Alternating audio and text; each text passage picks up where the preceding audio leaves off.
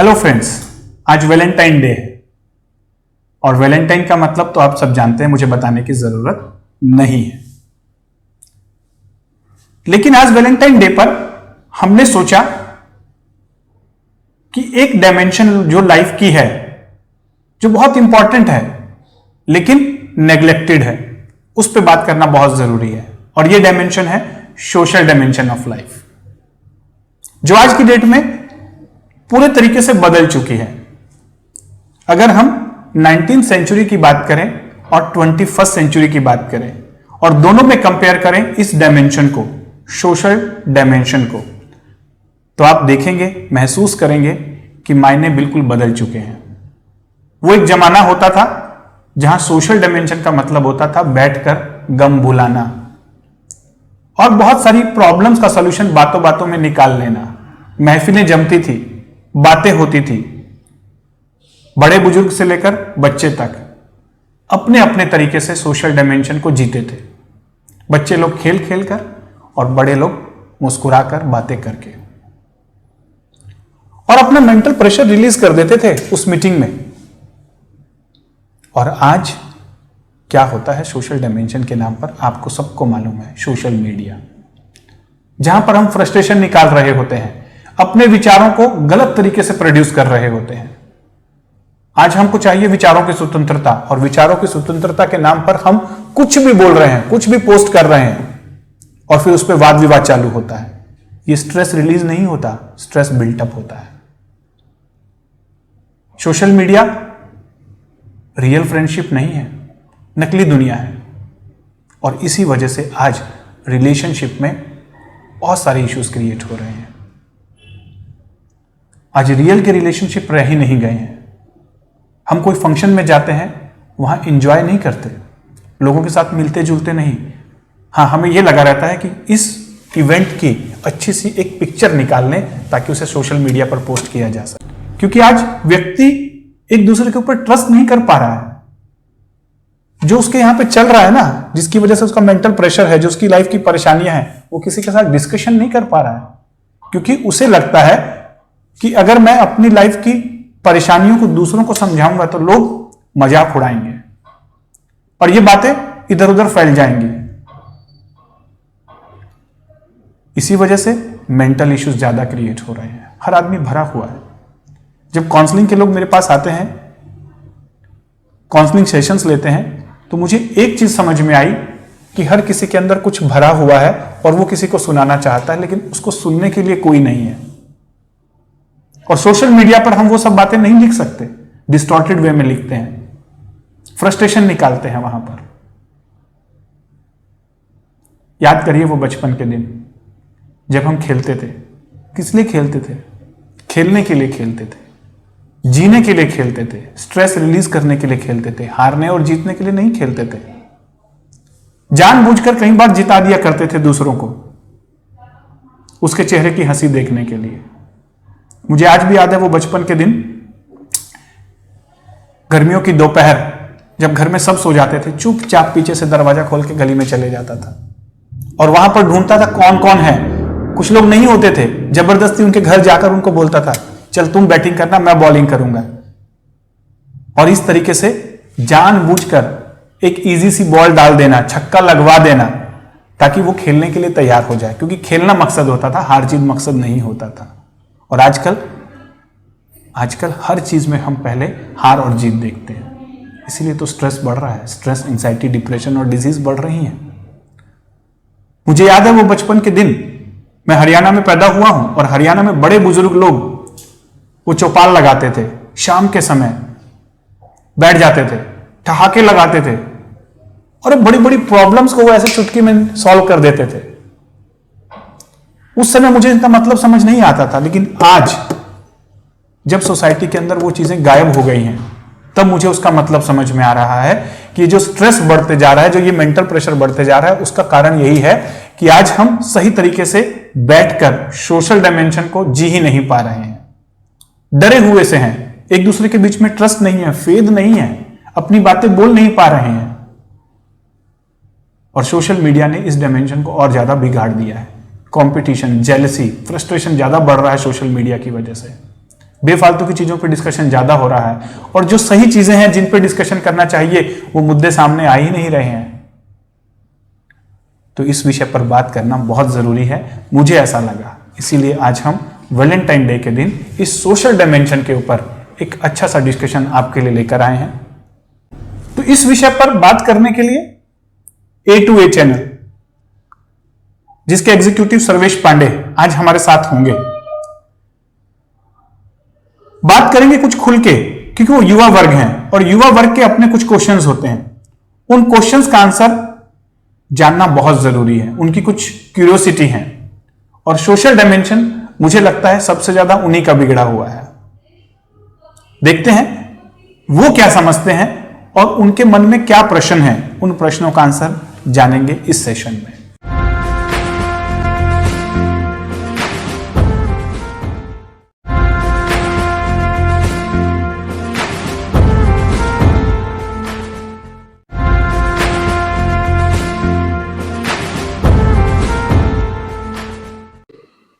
Hello, आप सभी का स्वागत है हमारे चैनल A2A आगाज से अंजाम तक में। और आज फिर से अंजाम तक पहुंचने की ओर हम अपना एक कदम और बढ़ाएंगे, क्योंकि हमारे साथ आज फिर से जुड़ रहा है लाइफ कैंपस, और लाइफ कैंपस के 3 बेहतरीन मास्टर्स, जिन्होंने पिछले 2 एपिसोड्स में बहुत सारी बातें, बहुत सारी जानकारियां हम सभी दर्शकों तक पहुंचाई और हमारे लाइफ को बेहतर से बेहतरीन करने की तरफ हम कदम बढ़ा पाए।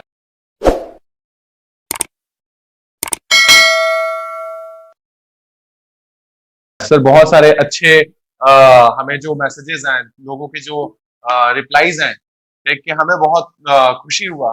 एंड थैंक्स सबसे पहले मैं बोलना चाहूंगा तीनों मास्टर्स को जो फिर से हमारे साथ हैं, और मैं दर्शकों को एक बार इंट्रोड्यूस कराना चाहूंगा हमारे मास्टर्स से। तो सबसे पहले मैं स्वागत करना चाहूंगा डॉक्टर अजय शेष सर का, जो कि हैं MBBS, MD, PhD, business and life coach, inspirational speaker, double Guinness book world record holder. तो स्वागत है अजय सर आपका फिर से लाइफ कैंपस के अंदर, A2A के अंदर। बहुत बहुत स्वागत है सर आपका। एंड नेक्स्ट मैं इंट्रोड्यूस कराना चाहूंगा स्वामी महेश जी को, BE mechanical, MA yoga, spiritual guide and CR yoga founder.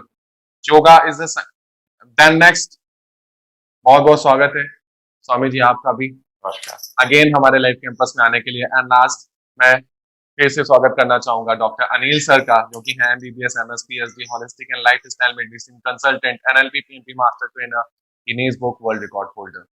तो सबसे पहले मैं हाथ जोड़ के तीनों मास्टर का स्वागत करना चाहूंगा। एंड बहुत सारी सर जो इन्फॉर्मेशन पीछे के सेशंस में निकल के आई है, लाइफ कैंपस के अंदर निकल के आई है, मुझे जहां तक समझ में आ कि सर इस कैंपस का स्टूडेंट हर एक इंसान बनना चाहता है, हर एक इंसान बनना चाहता हूँ। पिछले बार लास्ट में हमने समत्वम के बारे में बात किया था, और एक बस टीजर दिखाया था, एक पोस्टर हमने दिखाया था लोगों को समत्वम के बारे में।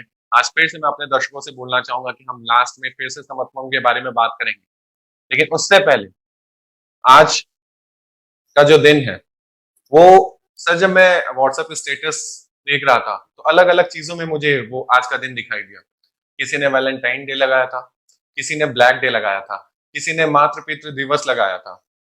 और इन सारी चीजों को देख के मुझे यही समझ में आया कि ये सारी चीजें जो है हमारे लाइफ से जुड़ी हुई हैं, ये सारे जो बंधन है हमारे लाइफ से जुड़े हुए हैं। अलग अलग तरीके के इमोशंस, रिलेशंस, रिश्ते, ये सब कुछ हमारे लाइफ से रिलेटेड है। तो आज का जो मुद्दा हमने डिसाइड किया सर कि लोगों तक पहुंचे, वो है रिश्ता। क्योंकि किसी भी तरीके का रिश्ता, किसी भी मटेरियल से रिश्ता हो, या किसी लिविंग बीइंग से रिश्ता हो, या हमारे देश से रिश्ता हो, या हमारे आत्मा से जो हमारा रिश्ता है, तो ये जो रिश्ता है ये बहुत ही इंपॉर्टेंट टॉपिक है। मैं चाहता हूं कि हमारे दर्शक ये समाज रिलेशंस के बारे में अलग अलग डायमेंशंस में एक अच्छे तरीके से समझे। तो सबसे पहले मैं चाहूंगा सर कि ये वर्ड रिलेशन, ये जो वर्ड रिलेशन है सर, इस पे मैं स्टार्ट करना चाहूंगा अनिल सर से।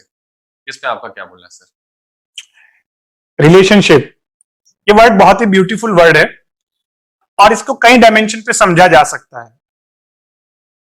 रिश्ते, रिलेशनशिप हमारे इमोशनल बैकअप भी होते हैं, लेकिन कई बार ये रिलेशनशिप हमारे लिए बहुत बड़ी मुसीबत का कारण भी बन जाते हैं। जब रिलेशनशिप एक अच्छी डायरेक्शन में नहीं चलते तो लाइफ हेल भी बन जाती है, और जब ये रिलेशनशिप बहुत हार्मनी के साथ जी रहे होते हैं तो ये हमारे लिए स्ट्रेंथ का काम करते हैं, हमारी इमोशनल बैकअप का काम करते हैं। तो आज 14th फेब है, जिसको लोग अलग अलग तरीके से मनाते हैं। आज बहुत अच्छा टॉपिक तुमने चूज किया सर्वेश, रिलेशनशिप। इस पे खुल के बात करने की जरूरत है। ये रिलेशनशिप हेल्थ, वेल्थ और हैप्पीनेस तीनों डायमेंशन को अफेक्ट करता है। तो पहले हमें यह समझना है कि हम डिफरेंट डिफरेंट रिलेशनशिप को कैसे समझें, मतलब सोशल डायमेंशन। रिलेशनशिप को मैं जिस तरीके से बात करता हूं, social dimension of life. Relationship में सबसे इंपॉर्टेंट रिलेशनशिप है आपका खुद के साथ, फिर दूसरा रिलेशनशिप है अपनी फैमिली के साथ, और तीसरा रिलेशनशिप है अपने बिजनेस के साथ और आउटर वर्ल्ड के साथ। लेकिन कहीं ना कहीं आज 21st सेंचुरी में सोशल डायमेंशन का मतलब केवल सोशल मीडिया हो गया है।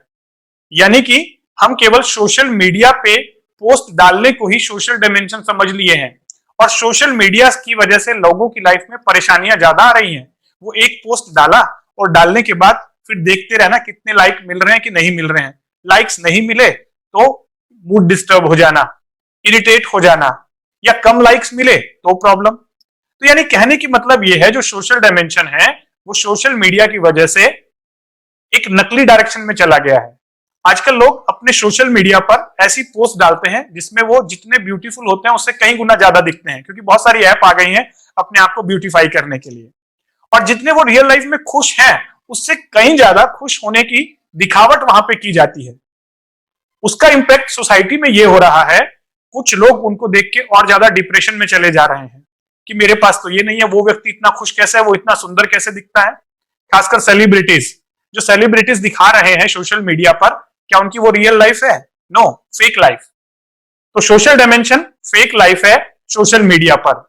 रियल डायमेंशन क्या है, कैसे हम रियल रिलेशनशिप की बात करें, आज इस मुद्दे पर बात होनी चाहिए, मेरा ऐसा सोचना है। और हेल्थ के लिए, वेल्थ के लिए, हैप्पीनेस के लिए रियल रिलेशनशिप की जरूरत है, ना कि सोशल मीडिया रिलेशनशिप की। Thank you sir, thanks a lot sir. And Ajay शेष सर से मैं एक क्वेश्चन पूछना चाहूंगा कि सर, सब रिश्तों का अपना अपना महत्व होता है, लेकिन अगर हमारा रिश्ता जो है वो वेल्थ से अगर खराब हो जाए कहीं ना कहीं, तो फिर लेने के देने पड़ जाते हैं सर लाइफ के अंदर। वो जो जीविका वाला पार्ट अगर थोड़ा भी डिस्टर्ब हो जाता है तो बहुत सारे इमोशंस एक साथ डिस्टर्ब हो जाते हैं सर। तो मैं चाहूंगा सर इस रिश्ते के बारे में आप जरूर कुछ बोलिए सर। रिलेशनशिप शब्द जो है उसका जो मूल शब्द है वो है रिलेट। रिलेट से रिलेशनशिप आया, ठीक है। मेरा अगर तुमसे एक रिलेशनशिप है तो वो रिलेशनशिप यानी क्या, मैं तुमको कैसे रिलेट करता हूं अपनी जिंदगी में, मैं तुमको कैसे रिलेट करता हूं, वैसा तुम्हारा और मेरा रिलेशनशिप है, ठीक है ना। मोहब्बत, प्यार, लव एक इमोशन है। लव एक रिलेशनशिप नहीं है, लव एक इमोशन है। उस इमोशन के अलग अलग भाव जैसे होते हैं वैसे हम उससे रिलेट हैं। फॉर एग्जाम्पल, मुझे मेरी बेटी से भी प्रेम है, मेरी पत्नी से भी प्रेम है, मेरे माता से भी प्रेम है। प्रेम का इमोशन तीनों जगह है, लेकिन रिलेशन तीनों का अलग अलग है। मैं अपनी बेटी के बारे में कुछ एक अलग भाव से सोचता, अलग ढंग से रिलेट करता हूँ, वाइफ को अलग ढंग से, और मेरे फादर या मदर को अलग ढंग से। सो ये कैसे हम रिलेट करते हैं, इससे ये अब हुआ ये है कि अब चूंकि वैलेंटाइंस डे पाश्चात्य से आया हुआ एक ये, अब ग्लोबल विलेज है, कुछ भी पाश्चात्य या लोकल रहा नहीं। लेकिन अब कुछ कट्टरवादी और उन्होंने ये किया कि नहीं नहीं, हम इसको अपने इससे रिप्लेस करेंगे, मातृ पितृ दिवस मनाएंगे, ये वो। इसका कोई सांस्कृतिक या जहां तक मुझे लगता है 14 फरवरी के मातृ पितृ दिवस का कोई कोई हिस्टोरिक या ऐसे कोई पिछला कोई आधार नहीं है। सिर्फ एक चीज को काटने के लिए दूसरा ये जो डाल दिया गया, जो मेरे ख्याल से गलत है। वैलेंटाइंस डे प्राइमरीली जो रोमांटिक काइंड ऑफ रिलेशनशिप होता है, जो मोहब्बत वाला प्यार हम जिसको बोलते हैं, उस तरह के रिलेशनशिप को सेलिब्रेट करने का दिन है, जिसको इनफैक्ट मातृ पितृ दिवस मना करके दोनों पॉल्यूट हो रहा है उस चक्कर में। खैर, मेरा अपना ये जो है ये है कि इसका बिजनेस और उससे क्या रिलेशन है। बहुत बहुत गहरा रिश्ता है बिजनेस से और इससे, बिकॉज जहां तक रिलेशनशिप की बात है वो हमारी पर्सनल लाइफ से बहुत गहरे से ताल्लुक रखता है। अब मेरा हमेशा से ऐसा मानना कि मेरी पर्सनल लाइफ ये है, मेरी बिजनेस लाइफ ये है, ऐसा कुछ नहीं होता है, ऐसा कुछ नहीं होता है। ये मशीनों में होता होगा कि जहां पे एक स्विच ऑफ कर दिया और आपने दूसरा स्विच ऑफ कर दिया, मशीन का एक पहलू बंद कर दिया और दूसरा पहला चालू कर दिया। इंसानों के साथ ऐसा नहीं हो सकता। एक लाइफ है जिसका एक पहलू है पर्सनल लाइफ और पर्सनल रिलेशनशिप्स, और दूसरा जो पहलू है वो है बिजनेस लाइफ और बिजनेस रिलेशनशिप, मतलब बिजनेस और उसका रिलेशनशिप, लाइफ एक ही है। मुझे एक बात बताइए, अगर आप बिजनेस में बहुत कुछ गड़बड़ खराब कर रहे हो, बिजनेस का बहुत खराब चल रहा, तो क्या पर्सनल लाइफ पे उसका असर नहीं पड़ेगा? पर्सनल रिलेशनशिप पे उसका असर नहीं पड़ेगा? आप चाहे न चाहे उसका फर्क पड़ेगा, क्योंकि इंसान तो वही है ना। दूसरा, अगर मेरे पर्सनल रिलेशन बहुत खराब है, बहुत वहां पे स्ट्रेन और ये चल रहा है और सब कुछ जो है, जो रिलेशनशिप यानी जो रिलेशन है वही रिलेशन ही गड़बड़ा गया, तो क्या मेरे बिजनेस में उसका असर नहीं पड़ेगा? बिल्कुल भाई, चाहे मैं खिलाड़ी रहूं चाहे जो भी रहूं, उसका असर जरूर पड़ेगा।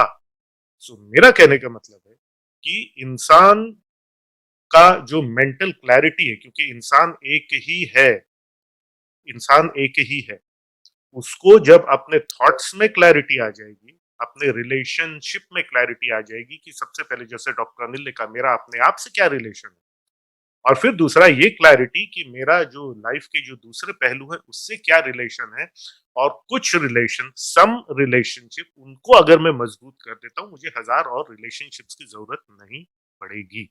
मेरे कुछ प्रगाढ़ रिश्ते बिजनेस के और ये अगर पर्याप्त है, समुचित, सबसे इंपॉर्टेंटली अगर क्लियर है, तो मेरी पूरी लाइफ जो है वो क्लियर हो जाती है। और इसी मुद्दे को लेकर के, इसी रिलेशनशिप मुद्दे को लेकर के हम लोग यहाँ पर आए थे। तो रिलेशनशिप यानी सिर्फ रोमांटिक ही नहीं होता, रिलेशन हर चीज अलग है। एक और चीज, लव एंड अफेक्शन, प्यार और अपनत्व या प्यार और अपनापन, ठीक है ना।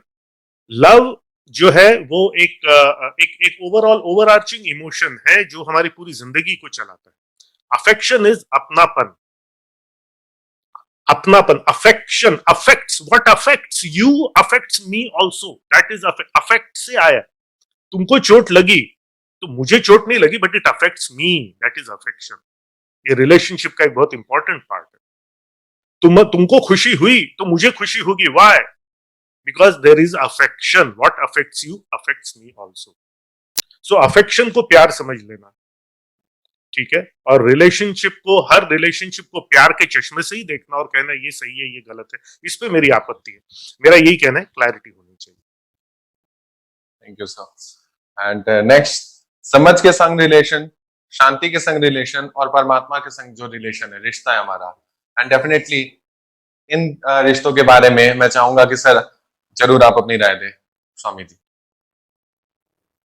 सर्वेश, ये जो टॉपिक है मेरे हिसाब से बहुत ही अप्रोप्रिएट और बहुत इंपॉर्टेंट टॉपिक है। यस। क्योंकि जो भी रिलेशन या रिश्ता हम लोग बनाते हैं वो हम लोग का अपना प्रोजेक्शन होता है मेनली। क्योंकि ये भी हो सकता है कि सामने वाला व्यक्ति अच्छा है, लेकिन अगर मेरे मन में कुछ बुरा चल रहा है तो मैं उसके साथ भी वही बुरा रिलेशन बनाऊंगा। इसलिए योग और जो हम लोग के वैदिक ऋषि मुनि योगी लोग ने जो हमको बताया है, बोला कि पहला रिलेशन आपका जो होता है वो अपने स्वयं के प्रति रहता है। क्योंकि योगा साइकोलॉजी कहता है कि जो भी हम लोग दुनिया को देखते हैं वो अपना अंदर का प्रोजेक्शन है, और वेस्टर्न साइकोलॉजी भी इस बात को मानती है, you don't see the world as it is, you see the world as you are. इसलिए योग में हमेशा जो बात होती है वो सेल्फ ट्रांसफॉर्मेशन की होती है। हम लोग चाहते हैं दुनिया ट्रांसफॉर्म हो जाए तब हमको अच्छा फील होगा, लेकिन वास्तविकता ये है कि अगर हम अपने साथ रिलेशन अच्छा बना के रखें तो दुनिया का कोई भी बुरा व्यक्ति या कोई भी नेगेटिव एनर्जी आपको अपने स्थान से हिला नहीं सकती। और ये आप देख लीजिए भगवान बुद्ध के जीवन में कि जब वो उस स्टेज पे पहुंच गए जिसको उन्होंने निर्वाण शब्द यूज किया कि मुझे निर्वाण प्राप्त हो गया, हम लोग बोलते हैं मोक्ष या जीवन मुक्ति, जीवन में रहते हुए मुक्ति का अनुभव। तो वो जब स्टेबिलिटी आती है अंदर से, वो आपके सभी रिलेशंस को एक अच्छे लेवल पे बना के रखती है। फिर आप चाहे राजा से मिले या किसी रंग से मिले, भिखारी से मिले। अब ये इसमें एक पॉइंट जो है कि योग के जितने भी ग्रंथ है उसमें सेल्फ के साथ, स्वयं के साथ कैसे जुड़ना, उसके अलग अलग आयाम बताए गए हैं और उसके लिए अलग अलग प्रक्रिया यानी प्रोसेस बताई गई है। जो रिलेशन हम दुनिया में देखना चाहते हैं, गांधी जी ने भी कहा था ना, be the change that you want to see in the world. तो ये जो रिलेशन है यहाँ सबसे पहले, उसकी सेंटर और शुरुआत हमारे अंदर होनी चाहिए। तो इसलिए मैं योग के मार्ग के हिसाब से इसको थोड़ा सा समझाऊंगा, बाद में और क्वेश्चन के हिसाब से उसके एलॉबरेट करेंगे कि हेल्थ वेल्थ ये तभी व्यक्ति के लाइफ में अच्छे से आती है जब वो अपने आप में सेंटर्ड हो।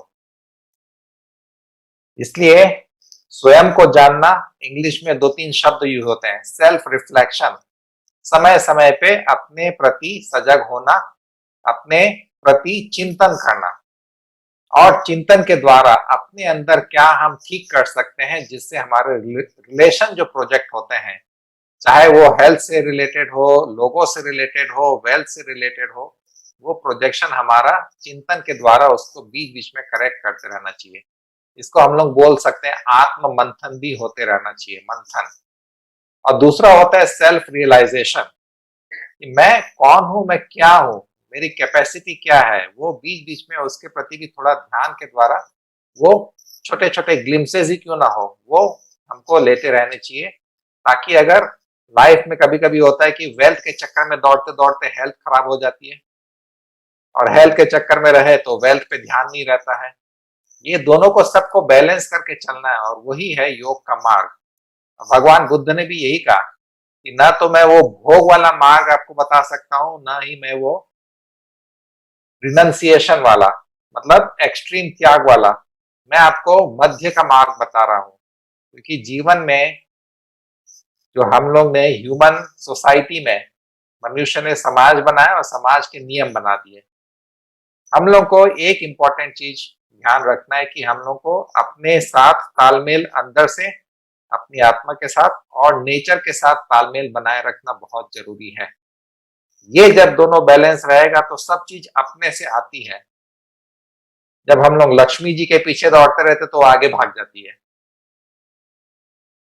लेकिन अगर हम लोग अपने में बैलेंस है तो ये सब देवी शक्तियां अपने से आती है, ये अट्रैक्ट होती है। अभी तो फिलहाल इतना ही, जैसे ही टॉपिक हम लोग का खुलेगा तो उसमें मैं और स्पेसिफिक एरिया और ग्रंथों से, उपनिषद से आपको और बताऊंगा। लेकिन मेरा सेंटर पॉइंट ये है कि रिश्ता जो है सबसे पहले स्वयं के प्रति जागरूक होकर के अपने अंदर एक अच्छी स्टेबिलिटी बनाइए। और गीता में भगवान कृष्ण ने ओपनिंग चैप्टर में, जहां पे उन्होंने बोलना शुरू किया अर्जुन को, पहला चैप्टर तो अर्जुन ही पूरा बोला, वो उल्टा भगवान को समझा रहा था कि ये आप अगर ये महायुद्ध जो हो रहा है ये होने देंगे तो सब गड़बड़ होगा। फिर जब वो डिप्रेशन में आकर के अपने आपको सरेंडर किया, तब भगवान कृष्ण ने शुरू में कुछ बातें बताई, लेकिन उसमें पहले ही चैप्टर में उन्होंने क्लियर कर दिया कि जो व्यक्ति स्थित प्रज्ञ होता है वही वास्तविक रूप से जीवन को जीता है। बाकी तो जीवन के दौड़ भाग में फंसे उलझे हुए नजर आते हैं। तो स्थित प्रज्ञ क्या है वो मैं आपको बाद में बताऊंगा, लेकिन अभी मेरा सेंटर पॉइंट ये कि स्वयं को जानो, स्वयं से रिश्ता ऐसे बनाओ कि अगर आप अपने से प्रेम करते हो तो आप सबसे प्रेम करते हो।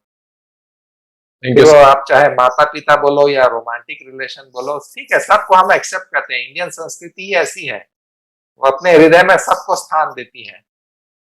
इसलिए चाहे वो हिस्टोरिकल पर्सपेक्टिव हो या ना हो, लेकिन हम अपने प्रति ऐसे सजग रहें कि कहीं पे अपने अंदर से कोई नेगेटिव एनर्जी रेडिएट ना हो। जब हमारी एनर्जी पॉजिटिव रहेगी तो सब कुछ हम अट्रैक्ट करते चलते हैं। Thank you sir.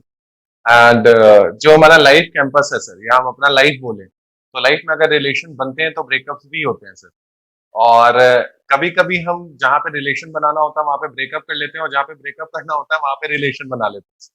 तो मेरा नेक्स्ट क्वेश्चन यही है, हमारे दर्शकों को ये पता चलना चाहिए सर आज के सेशन से कि कौन सी चीजों से रिलेशन स्ट्रॉन्ग करना है और कौन सी चीजों से ब्रेकअप करना है सर। क्योंकि जैसे 14 तारीख तक वैलेंटाइन डे आता है, वैसे 21 तारीख को ब्रेकअप डे भी मनाया जाता है सर।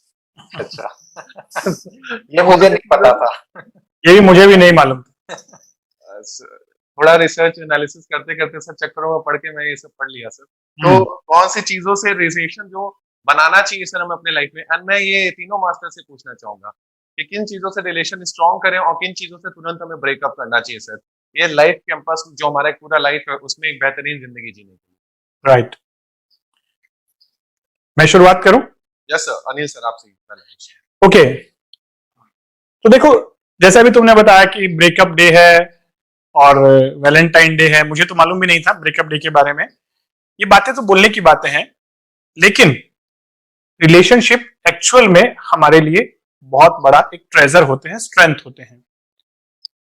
एनएलपी की साइंस कहती है कि पीपल आर रिसोर्सेस, लोग आपके लिए रिसोर्सेस की तरह होते हैं, बशर्ते आपको उन रिसोर्सेस को यूज करते आना चाहिए, अपने लिए स्ट्रेंथ बनाते आना चाहिए। और ये आपके लिए इमोशनल बैकअप भी होते हैं, आपकी फैमिली, आपके लव्ड वंस।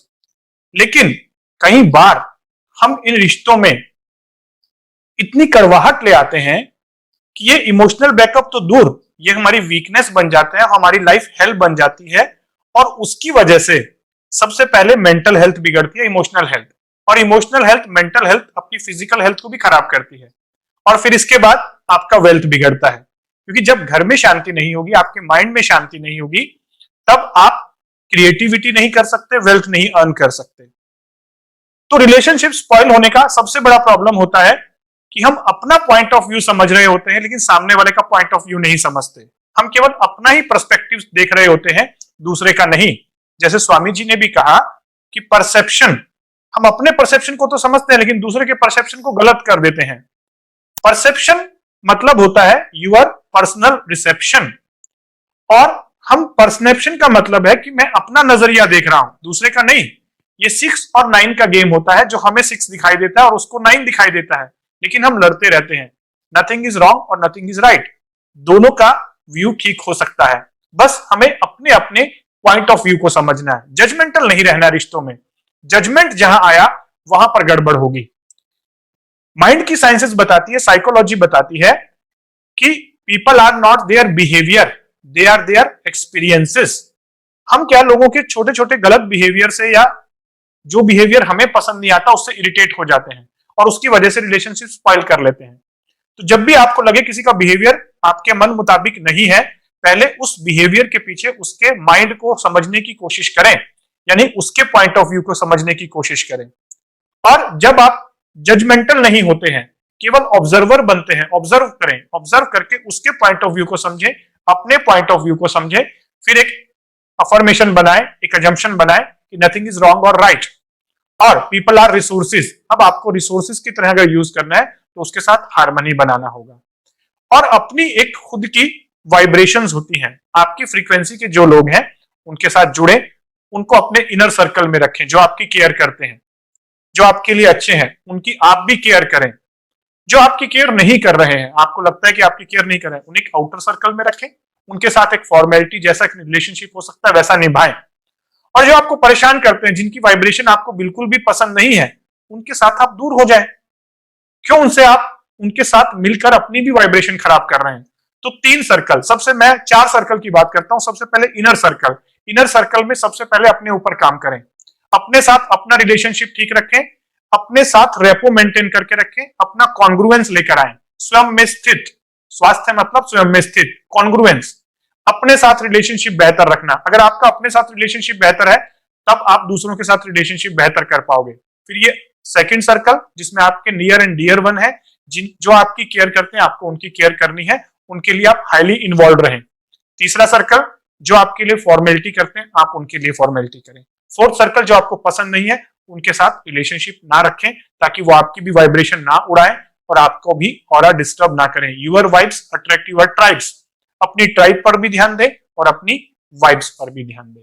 मैं माइंड की साइकोलॉजी के पॉइंट ऑफ व्यू से रिलेशनशिप के लिए इतना ही कहना चाहूंगा। सेम क्वेश्चन मेरा अजय शेष सर से भी है कि सर कौन सी चीजों से रिलेशन मजबूत करें, और कौन सी ऐसी चीजें हैं जिससे हमें डेफिनेटली ब्रेकअप कर लेना चाहिए अपने लाइफ को बेहतरीन जीने के लिए?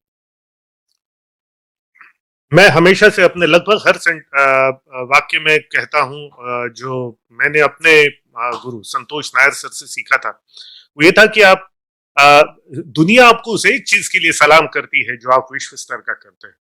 दुनिया आप उन 50 चीजों के लिए सलाम नहीं करती जो आप औसत स्तर का करते हैं। राइट? मेरा कहने का मतलब है, आपकी लाइफ की प्रायोरिटीज क्या है, ये अगर आपको क्लियर नहीं है तो आपके रिश्ते हमेशा कंफ्यूज रहेंगे। इनफैक्ट प्रायोरिटीज ये शब्द ही अपने आप में गलत है। प्रायोरिटीज, प्राथमिकताएं क्या होता है? कुछ नहीं। प्राथमिकता यानी प्रथम।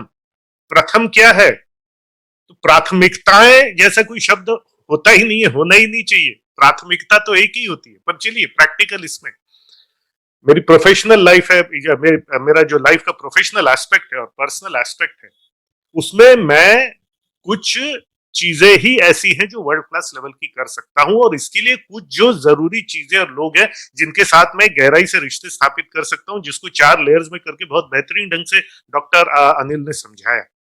तो नंबर 1, सबसे पहले तो मेरे को मेरी लाइफ की प्राथमिकता, मेरी लाइफ का मिशन पता होना चाहिए। एक बार जो मुझे मिशन पता है तो फिर मुझे अपने आप पता चल जाता है कि अगर मुझे लाइफ में ये करना है, ये मुझे क्लैरिटी देता है कि मुझे क्या नहीं करना है।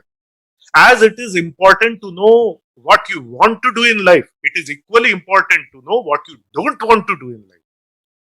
जब आपको ये पता चल जाता है कि मुझे ये अचीव करना है, तो हम मुझे ये भी पता चल जाता है कि मुझे क्या क्या अचीव नहीं करना है, और मुझे फिर क्लैरिटी मिल जाती है कि अगर ये अचीव नहीं करना है तो ये एक पर्टिकुलर रिलेशनशिप, यहाँ पे मैं इस व्यक्ति को ऐसा रिलेट करता हूं, वो मेरे लाइफ के पर्सपेक्टिव से मैच करता है या नहीं करता है। ये फलानी वस्तु, ये फलानी चीज, वो एडिक्टिव चीज हो सकती है, वो कुछ भी हो सकती है, ये हो सकती है, वो मेरे लाइफ के प्रायोरिटी से मैच करना है। इशू ये होता है कि जब मेरी लाइफ की प्रायोरिटी नहीं होती, मैं दूसरे किसी की प्रायोरिटी का हिस्सा बन जाता हूं, और फिर वहां पे शुरू होती है देखा देखी वाली बात। ठीक है, फॉर एग्जाम्पल किसी ने कार खरीदी तो मैं विचलित हो गया, मेरे पास क्यों नहीं है। अरे मेरा जो लाइफ का जो पर्पज है उसके साथ में वो फलाना पर्टिकुलर मॉडल की कार, क्या वो कोई रिलेट करती है या नहीं करती है, मेरे प्रायोरिटी में वो फिट होती है कि नहीं होती है।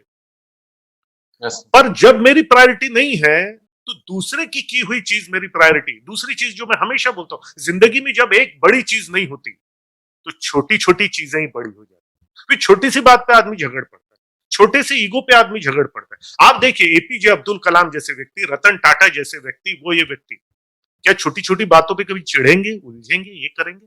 नेवर।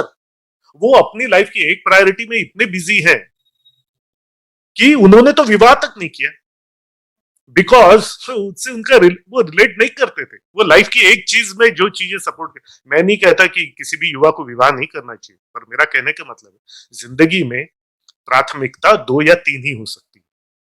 वो प्राथमिकताएं तय करें और अपना बचा हुआ जीवन उसके ऊपर में होम कर दें, उसके ऊपर में पूरा व्यतीत कर दे, उससे उसके रिलेशन में क्या करना है नहीं करना है ये डिसाइड करें। किस व्यक्ति से जुड़ना है नहीं जुड़ना है, किसी वस्तु से जुड़ना है नहीं जुड़ना है, किस संस्थान से जुड़ना है नहीं जुड़ना है, ये इसके उत्तर अपने आप मिल जाएंगे। सबसे पहले प्रायोरिटी, उसके बेसिस पर मुझे पता लग जाएगा वस्तु, व्यक्ति और संस्थान, किससे मुझे रिलेशन बनाना है, किससे नहीं बनाना है, और जिनसे नहीं बनाना है उनसे कोई दुश्मनी तो नहीं लेनी है, उनसे एक फॉर्मल रिलेशन रहेगा, जैसा बड़े अच्छे से डॉक्टर अनिल गुप्ता ने बताया। Thank you sir. Same question Swami ji आपसे भी है कि एज ए स्पिरिचुअल गाइड हमें कौन कौन सी चीजों से रिलेशन बना के और कौन कौन सी चीजों से तुरंत ब्रेकअप कर लेना चाहिए लाइफ को बेहतरीन बनाने के लिए? मतलब रिलेशनशिप की बात करें तो हम लोग ये मान के चलते हैं कि हम लोग लोगों से रिलेट कर रहे हैं, क्योंकि पहला सेंटर तो मैंने अपने आप को बता दिया। अब लोगों से कैसे रिलेट करें, और योग में सबसे इंपॉर्टेंट जो psychological study of human nature, human mind, consciousness की है, वो है योग सूत्र ऑफ पतंजलि।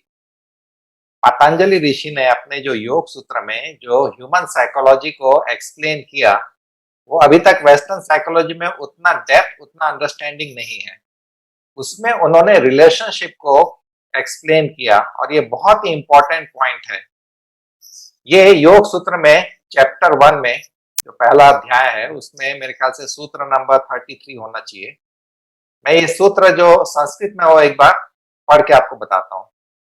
एक एक शब्द पे ध्यान दीजिएगा, क्योंकि इसमें आपको रिलेशन को कैसे बनाए रखना ताकि आपका मन विचलित ना हो। क्योंकि आपको जब दुनिया में रहना है तो सब प्रकार के लोगों से मिलना पड़ता है। अब अजय जी ने बहुत अच्छा एग्जाम्पल दिया कि डॉक्टर एपीजे कलाम, तो उनका अपना लाइफ में एक प्रायोरिटी थी, फोकस थी, और उसी पे चलते रहे, साइड का कोई भी चीज में वो डाइवर्ट नहीं किए।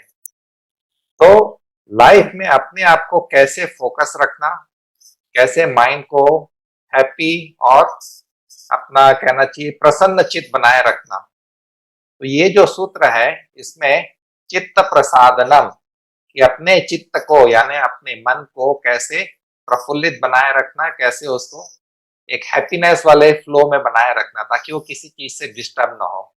अब एक एक शब्द ध्यान से सुनिएगा। ये जो सूत्र है ये योग सूत्र से लिया गया है। मैत्रेय, मैत्रेय आप लोग को समझ में आता है, फ्रेंडलीनेस, लोगों से मैत्री भाव रखना।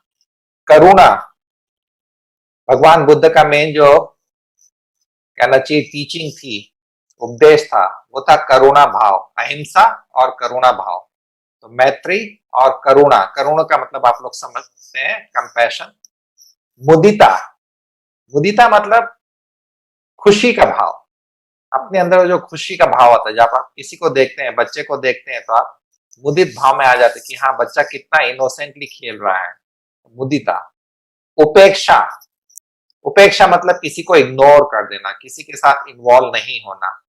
जब कोई व्यक्ति आपको परेशान कर रहा है, अगर आप उससे इन्वॉल्व नहीं होंगे तो थोड़ी देर में उसकी एनर्जी डाउन हो जाएगी, फिर आपको झगड़े करने की जरूरत नहीं है। ये तो बहुत सही बताया डॉक्टर अजय जी ने कि छोटी छोटी बात पे झगड़ा हो जाता है। तो मैत्री, करुणा, मुदिता, उपेक्षा नाम सुख, दुख, पुण्य, अपुण्य। अब सुख आप सब जानते हैं, सुख का मतलब जो सुख का भाव होता है, जिसे हम लोग को आनंद का अनुभव होता है, हम लोग कंफर्टेबल रहते हैं, लाइफ में एक जॉय रहता है, वो हो गया सुख। दुख, दुख हो गया मिजरी, कोई परेशानी है, किसी प्रकार की पीड़ा है, किसी प्रकार को कोई सौरो है, ये हो गया दुख।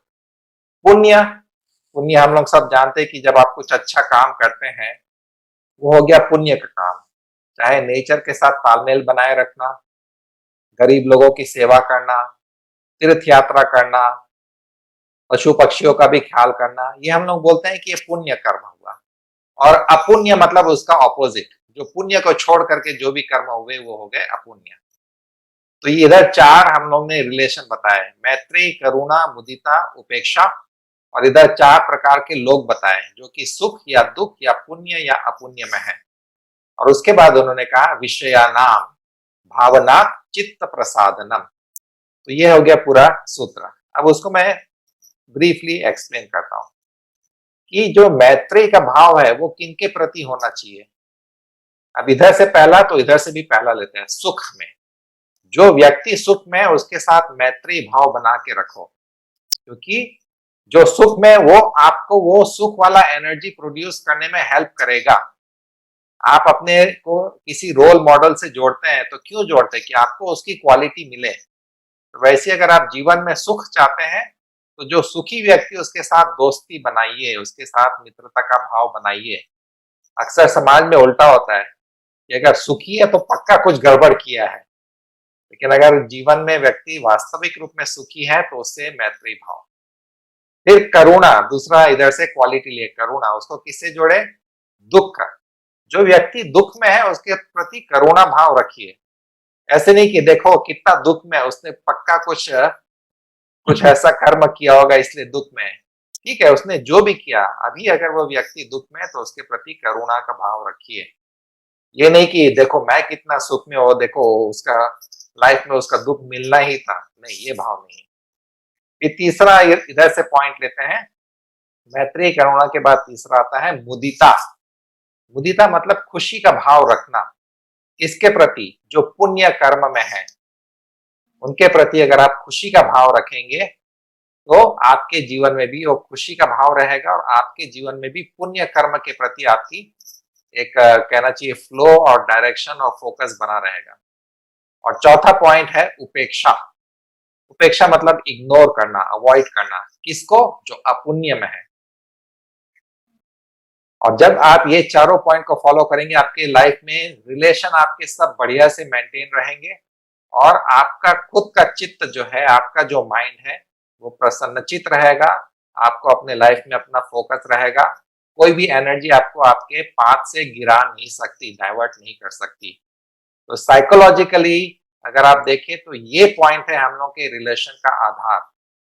अगर कोई व्यक्ति कुछ अपुण्य यानी पाप कर्म कर रहा है तो उससे आप दूरी बना के रखिए, उसका साथ मत दीजिए। तो अपने से वो एक रिलेशन में जहां पे वो एनर्जी का फ्लो आपने बंद कर दिया तो आपको पाप कर्म अफेक्ट नहीं करेगा, भले आप ऐसी स्थिति में क्यों ना जहां आपके आसपास सब जो अपुण्य कर्म वाले हो। तो रिलेशनशिप में केवल आध्यात्मिक व्यू पॉइंट से नहीं, लेकिन व्यवहारिक व्यू पॉइंट से भी देखें तो हमारा अपना जो प्रोजेक्शन होता है वो बहुत इंपॉर्टेंट होता है। और ये 4 प्रोजेक्शन बता दिए, मैत्रेयी, करुणा, मुदिता, उपेक्षा, ये 4 प्रकार के हमारे फ्लो होने चाहिए। समाज में ऐसे व्यक्ति हमेशा मिलेंगे जो किसी न किसी एक कैटेगरी में फिट होते हैं। उनके साथ अगर आप ये थोड़ा सा अवेयरनेस के साथ, चिंतन के साथ रिलेशन बनाएंगे, तब आपको लाइफ में कभी कोई परेशानी नहीं होगी। Thank you sir.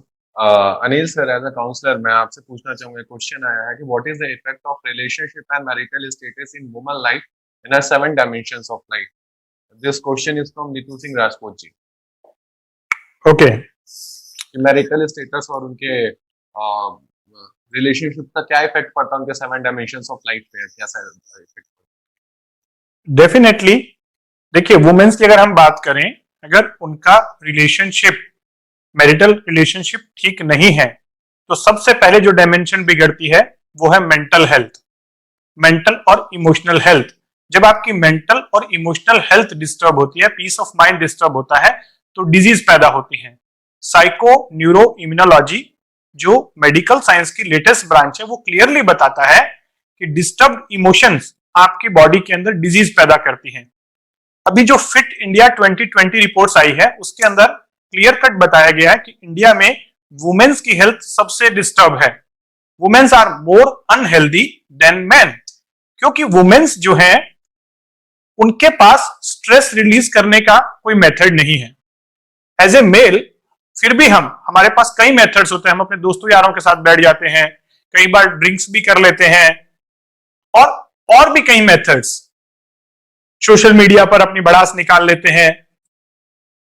लेकिन जो फीमेल हैं, वुमेन्स, खासकर मैरिड वुमेन्स, वो अपने घर तक ही सीमित हो गई हैं। वो अपनी इमोशनल इश्यूज को बता भी नहीं पा रही हैं, एक्सप्रेस भी नहीं कर पा रही हैं, डिस्ट्रेस भी नहीं हो पा रही हैं। और इसीलिए वुमेन्स में सबसे ज्यादा इशू देखने को जो मिल रहा है वो है थायराइड के इश्यूज। और थायराइड तब होता है, एनर्जी मेडिसिन बताता है, जब आप कोई इमोशंस चला रहे हैं, लेकिन वो इमोशंस को एक्सप्रेस करना चाह रहे हैं, लेकिन एक्सप्रेस कर नहीं पा रहे हैं, तो यहां का जो थायराइड चक्र है, थ्रोट चक्र है, विशुद्धि, वो आपका एनलार्ज हो जाता है, और that leads to hypo and hyperthyroidism.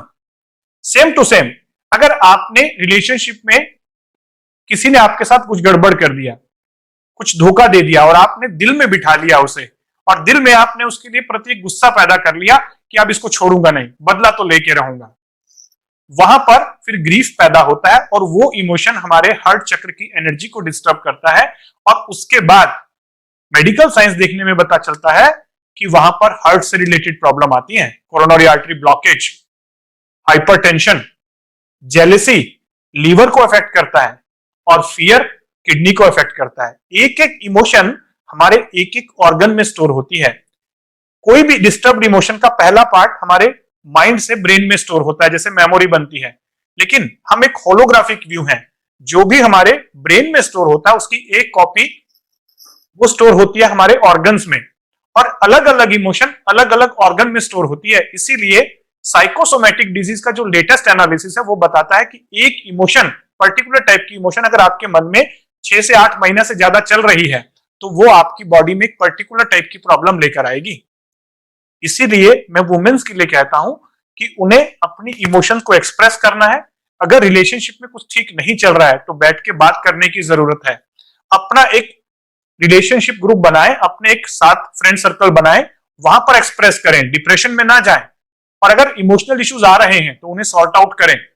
अपने बच्चों के साथ रिलेशनशिप अच्छा करें, अपने हस्बैंड के साथ करें, अपना एक फ्रेंड सर्कल रखें जो आपका एक इमोशनल बैकअप हो, अच्छे फ्रेंड्स जो आपकी इमोशनल बातों को समझ सकें। आज की डेट में मैक्सिमम क्या है, हम डरते हैं अपनी इमोशंस को बताने में, क्योंकि हमें पता है कि सामने वाला हमारी इमोशंस का फायदा उठाएगा। एक किसी शायर ने बहुत अच्छी बात कही थी, अपने आंसू खुद पोंछ लेना साहब, अपने आंसू खुद पोंछ लेना साहब, दूसरे पहुंचेंगे तो हिसाब करेंगे या फायदा उठाएंगे। लेकिन इसका मतलब ये नहीं कि हर कोई अपना एक इमोशनल ग्रुप बनाइए जिसके साथ आप शेयर करें। मैं और डॉक्टर अजय शेषर स्वामी जी कभी बैठते हैं, तो हम बहुत सारी ऐसी बातें करते हैं, पर्सनल लाइफ की भी, प्रोफेशनल लाइफ की भी शेयर कर सकते हैं, खुल के शेयर करते हैं। और जब रिलीज होती है ना बातें, तो बहुत अच्छा लगता है। इनफैक्ट ये भी आपने सुना होगा कि एक हार्ट सर्जरी, कार्डियोथोरेसिक सर्जरी के ओटी के बाहर लिखा हुआ था, अगर दिल खोला होता कभी यारों के साथ, दिल खोला होता कभी यारों के साथ, तो ना खोलना पड़ता औजारों के साथ। यस, ये बहुत सही बात है, खोलने की जरूरत है। तो फॉरगिव करना बहुत जरूरी है। फॉरगिव हम दूसरे के लिए नहीं कर रहे हैं, अपने लिए। अगर हम फॉरगिव नहीं करेंगे, यहां पे बिठा के रखेंगे, तो वो हार्ट चक्र को खराब करेगा, हार्ट की हेल्थ को खराब करेगा। तो माफी मांग लो, माफी अपने लिए मांगो। कुछ इस तरह से जिंदगी को आसान कर लिया, किसी से माफी मांग ली और किसी को माफ कर लिया। अपनी जिंदगी को आसान बनाना जरूरी है। Plus side by side relation, मतलब जिसके साथ आप रिलेट करते हो, तो अपना एक ऐसा ग्रुप ढूंढिए जिसके साथ आप एक्चुअल में रिलेट करते हो, और उस ग्रुप की केयर कीजिए। वो आपका पर्सनल ग्रुप है, इमोशनल बैकअप है, उसके साथ आप कुछ भी शेयर कर सकते हो। वो आपका प्राइवेट ग्रुप है, वो आपकी बातों को कहीं मजाक में नहीं लेगा, कहीं शेयर नहीं करेगा, लेकिन वो आपको अच्छी एडवाइस भी देगा। वो आपको कई बार डिप्रेशन और सुसाइडल टेंडेंसी से बाहर निकाल सकता है। समझिए इस बात को। सक्सेस पाने के चक्कर में कई बार हम सक्सेस की ऊंचाई पे पहुंच जाते हैं, लेकिन जो अपना एक पीयर ग्रुप होता है उसको पीछे छोड़ देते हैं। और ये बात अभी सुशांत सिंह राजपूत ने भी कही कि मैं एक पहाड़ की दौड़ पे चढ़ रहा था, मैंने पहाड़ की दौड़ पे तो चढ़ लिया, पहाड़ की ऊंची चोटी पे पहुंच गया, लेकिन देखा जो मेरे पीयर ग्रुप थे वो कहीं नीचे छूट गए थे, और शायद वो जो बोलना चाहता था, जो एक्सप्रेस करना चाह रहा था, नहीं कर पाया। बहुत लोगों के साथ हो सकता है। इसीलिए जब सक्सेस मिल जाती है लेकिन शांति नहीं मिलती, पीस नहीं मिलती, अंदर में कुछ कन्फ्लिक्ट चलते रहते हैं, तो सुसाइडल टेंडेंसी आती है। इन बातों पे ध्यान देना बहुत जरूरी है। Thank you sir. रिश्तों का बीमारियों से क्या रिलेशन है, क्या इफेक्ट पड़ता है? सो आई थिंक इस क्वेश्चन में आपने उस पार्ट को बहुत ही खूबसूरती के साथ कवर किया। सेम अगर हम इन बातों का ध्यान दे लें सर, तो मैं अजय शेष सर से पूछना चाहूंगा, अगर हम इन बातों का ध्यान दे लें तो उसके बाद सबसे बड़ी समस्या ये है सर कि कितने ऐसे रिलेशन होते हैं जो हमारे मैटेरियलिस्टिक सक्सेस को या वेल्थ में हम आगे बढ़ होते हैं। जैसे हमारे कुछ दोस्त होते हैं, वो उनसे उनसे इमोशनल रिलेशन इतना गहरा हो जाता है कि वो हमें गलत एक्टिविटीज की तरफ टर्न कर देते हैं, फिर हमारे सक्सेस का रास्ता बंद हो जाता है। कितने बार मैंने कितने लोगों को सुनते देखा है कि सर मैं इसलिए काम नहीं कर पाता हूँ क्योंकि मेरे घर में मम्मी ने मुझे इस काम में डाल रखा है, मैं अपने परिवार के इन कामों में फंस गया हूँ। और ये जो रिश्ता है जो उनको अपने जीवन और जीविका का रिलेशन निभाना है, वो कुछ रिश्तों की वजह से कोलैप्स होके और कहीं ना कहीं इतनी भिड़ंत होती है इससे कि कितने लोग का अपना पूरा करियर खत्म हो जाता है और उस मुकाम तक अपने लाइफ में नहीं पहुंच पाते, या जो कर्म करना चाहते हैं वो संपूर्ण खत्म नहीं कर पाते सर। तो एज अ ट्रेनर सर, आपने बहुत सारे लोगों को पूरे वर्ल्ड में ट्रेन किया, मैं पूछना चाहूंगा कि ऐसे सिचुएशन से लोग कैसे निकले, रिलेशन को मैनेज कैसे करें हर डायरेक्शन में? बातें जो ओवरऑल जो मुझे समझ में आ रहा है, आज की बातें जो हो रही है, अगेन वो जो इसके पहले मैंने और अनिल सर ने और स्वामी जी ने जो बातें कही, उसी को मैं अलग ढंग से ये करूंगा। मैं कभी कभी मजाक में अपनी वाइफ से बोलता हूँ कि मैं मेरा खुद का सबसे बड़ा फैन हूँ, सबसे पहले तो। नंबर 2, मैं जो है सबसे ज्यादा अगर किसी से मोहब्बत करता हूं तो अपने आप से करता हूं। तो वो बोलती है अच्छा तो मतलब मुझसे नहीं करते। तो ये हास परिहास की बात है, बट कहीं पर उसमें बहुत गहराई है।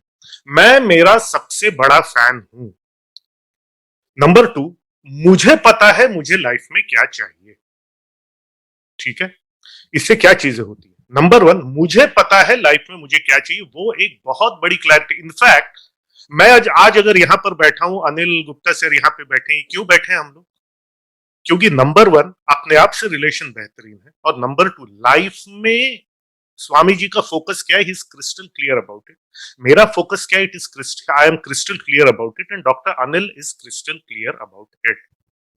हम तीनों के जो है वो अपने अपने फोकस बहुत क्लियर है। तो आगे मैं फिर से बोलूंगा, अपने आप के अंदर में मैं कैसा हूं, और जब मेरा लक्ष्य क्लियर है और मैं खुद का सबसे बड़ा फैन हूं, ठीक है, तो मेरा जो अपने आप से रिलेशनशिप क्लियर है, तो दूसरों के साथ में रिलेशनशिप में क्या होता है मैं बता रहा हूं। And a very important thing I am going to say, I am emotionally attached to other people, I am not emotionally dependent on. Emotional मतलब भावनात्मक रूप से किसी से अटैच रहना, भावनात्मक रूप से किसी से जुड़ना अलग बात होती है, भावनात्मक रूप से किसी पर निर्भर होना अलग बात होती है। अगर मैं अपने आप का सबसे बड़ा फैन हूं तो मैं दूसरों से, फिर वो मेरे मेरे मेरे परिवार के दूसरे मेंबर्स ही क्यों ना हो।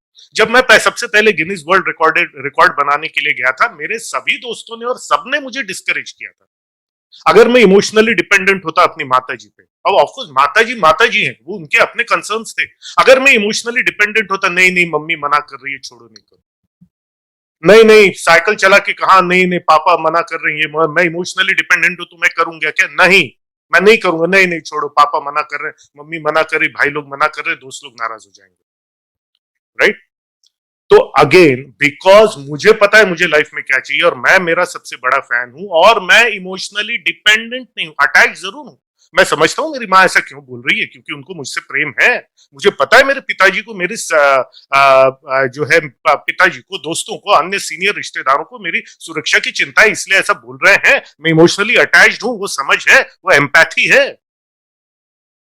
परंतु मेरी प्रायोरिटी चूंकि क्लियर है, तो मैंने अपनी जिद, और देखिए इसीलिए जो लोग रिबेल होते हैं, जो लोग अपनी राह पे चलते हैं, वो हमेशा कुछ ना कुछ दूसरा पाते हैं। जो सुनते रह जाते हैं वो दूसरा। देखिए रिलेशन समय के साथ बदलते हैं, लोग समय के साथ बदलते हैं, ठीक है। मैं कैसे किसी से रिलेट कर रहा हूं वो सेम है, बट वो मुझसे कैसे रिलेट कर सकता है वो चेंज हो सकता है, जिसपे मेरा कंट्रोल नहीं है। अगर उस चीज को लेके मैं दुखी हो गया तो मैं अपनी लाइफ में क्या करूंगा।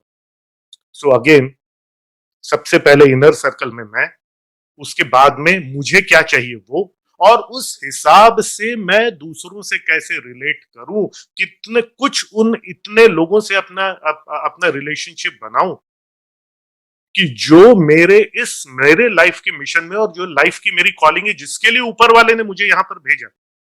अब मुझे एक बात बताइए, कौन सलाह देगा एक डॉक्टर को कि वो ट्रेनिंग और इस लाइन में है जिस लाइन में मैं यहां पर बैठा हूं। I am MD, doctor Anil is MS, और हम अभी क्या कर रहे हैं, क्यों? बिकॉज हमको पता है हमारी लाइफ की प्रायोरिटी क्या है, और हम उसके लिए जो है दूसरों के साथ में हम समझेंगे, लेकिन अल्टीमेटली मेरी प्रायोरिटीज को मैं सबसे पहले रखूंगा। उसको देखते हुए मैं दूसरों से रिलेशंस खराब नहीं करूंगा, but at the same time emotionally निर्भर भी नहीं रहूंगा। सो ये मेरा कहना है। कम लोगों से ही आपके रिश्ते हो सकते हैं। जैसे कहते हैं ना, मित्र जिंदगी में 3 या 4 ही हो सकते हैं, उससे ज्यादा मित्र नहीं हो सकते। एक्वेंटेंसेस बहुत सारे आपके हो सकते हैं। तो इसमें ये करना कि किसके साथ में मैं क्या रिलेशन बनाऊं कि जो मुझे मेरी लाइफ की प्रायोरिटी अचीव करने में मदद करे, वो जरूरी है। क्योंकि अगर मैं सबकी सुनता रहा तो अंततः जिसकी सुन रहा हूं वो ही एक दिन मेरी इज्जत नहीं करेंगे। कभी गिनीज रिकॉर्ड नहीं बनता, कभी डॉक्टर अनिल गुप्ता के साथ वो इतना बड़ा ये नहीं बनता, कभी साइकिल यात्रा नहीं होती, कभी मेरी किताब नहीं होती, कभी यूथ आइकॉन ऑफ इंडिया का अवार्ड नहीं मिलता, और कभी मैं इस यहाँ पर बैठ करके इंटरव्यू नहीं दे रहा होता। सो रिलेशनशिप विद सेल्फ, उसके बाद में relationship with others, other very few people, objects and institutions. Thank you sir. Take away point है दर्शकों के लिए कि किससे रिलेशन हमें बनाना है, जो हमारे पहले तो सेल्फ से, एंड कुछ 2-4 लोग ऐसे जो आपको आपके ग्रोथ में मोटिवेट करे, उसमें हेल्प करे, ना कि आपका टांग पकड़ के पीछे खींच रहे हैं आपको लाइफ में, और लाइफ की जो आपकी रेलगाड़ी है उसमें ब्रेक लगा रहे हैं। सेम मेरा अब ये जो हमारा समत्वम है, लाइफ कैंपस है, इसका बहुत एक अच्छा इंपॉर्टेंस निकल के आएगा। मेरा क्वेश्चन अब नेक्स्ट स्वामी जी से है कि सर, कितने लोग ऐसे होते हैं कि प्रैक्टिकल लाइफ से ऐसा रिश्ता बना लेते हैं अपने कि स्पिरिचुअल लाइफ से फुल कनेक्शन उनका ऑफ हो जाता है, एंड उसका बैलेंस भी उनके लाइफ से पूरा चला जाता है। परमात्मा के साथ को अपने रिश्ते को जानते नहीं है। कितने लोग ऐसे होते हैं जब परमात्मा के साथ अपना रिश्ता जान लेते हैं तो फिर वो समाज छोड़ देते हैं, एंड इन दोनों ही चीजों से जो उनके लाइफ में डिसबैलेंस क्रिएट होता है सर, वो कहीं ना कहीं, तो इन दोनों रिलेशंस को बैलेंस वो कैसे करें, इसके लिए और डिस्टर्ब ना करें, इतने ज्यादा भी प्रैक्टिकल ना हो जाए कि हमारा जो सत्य है हम उसको भूल जाएं, और जब तक इस शरीर के अंदर है तो हम अपनी चीजों को निभा भी सके, इस रिश्ते को भी निभा सके। तो इसके बारे में चाहूंगा कि आप हमारे दर्शकों को जरूर कुछ बताएं सर, इस रिश्ते के बारे में और इसके बैलेंस के बारे में। जरूर। अगर हम लोग योग का जो क्लासिकल कंसेप्ट अगर ढूंढे, तो सबसे पहले हम लोग को उपनिषदों में बहुत क्लियरली योग के बारे में कुछ न कुछ सीखने को मिलता है, जानने को मिलता है। और उसमें एक उपनिषद है जो कि बहुत ही इंपॉर्टेंट उपनिषद है, एटलीस्ट इंडियन लोग को पढ़ना चाहिए। वो है कठोपनिषद, जहां पे नचिकेता जो एक यंग बच्चा टाइप का है और यमराज के साथ, ये दोनों के बीच में एक संवाद हो रहा है। तो नचिकेता का यमराज के साथ यानी मृत्यु के देवता के साथ संवाद है। तो नचिकेता उनसे पूछते हैं कि जब मृत्यु होती है तो उसके बाद कुछ बचता है कि सब कुछ खत्म हो जाता है? क्या कोई चीज है जो मृत्यु के बाद भी बची रहती है? तो यमराज पहले उसको डायरेक्ट आंसर नहीं देते, उसको प्रलोभन देते हैं कि बेटा तुम तो यंग हो, मैं तुमको कोई अच्छी सी लड़की दे देता हूँ, उससे शादी करो, फैमिली करो, अपना लाइफ आगे बढ़ाओ। लेकिन वो बच्चा फिर पूछता है, बच्चा यानी 12-15 साल का पक्का रहा होगा, जो उपनिषदों से हमको थोड़ा सा आइडिया मिलता है। तो उसने कहा कि देखिए वो सब मैं उसका भोग तो कर लूंगा, लेकिन कहीं ना कहीं मेरी मृत्यु तो होगी उसके बाद भी। तो फिर मेरे मन में वो प्रश्न आएगा, तो आप सामने मेरे खड़े तो आप ही जवाब दे दीजिए। तो बोले कि नहीं, मैं तुमको अच्छा सोने का महल दे देता हूँ, हजारों हाथी घोड़े, और तुमको गाय दे देता हूँ, तुम उसको संभालो, अच्छी लाइफ जियो। लेकिन नचिकेता जो है वो अपनी बात पे अड़ा रहता है कि नहीं, मृत्यु के बाद कुछ बचता है कि नहीं बचता, मृत्यु के समय क्या होता है। तो यमराज उस पॉइंट पे भी उसको थोड़ा सा डाइवर्ट करने का प्रयास करते हैं।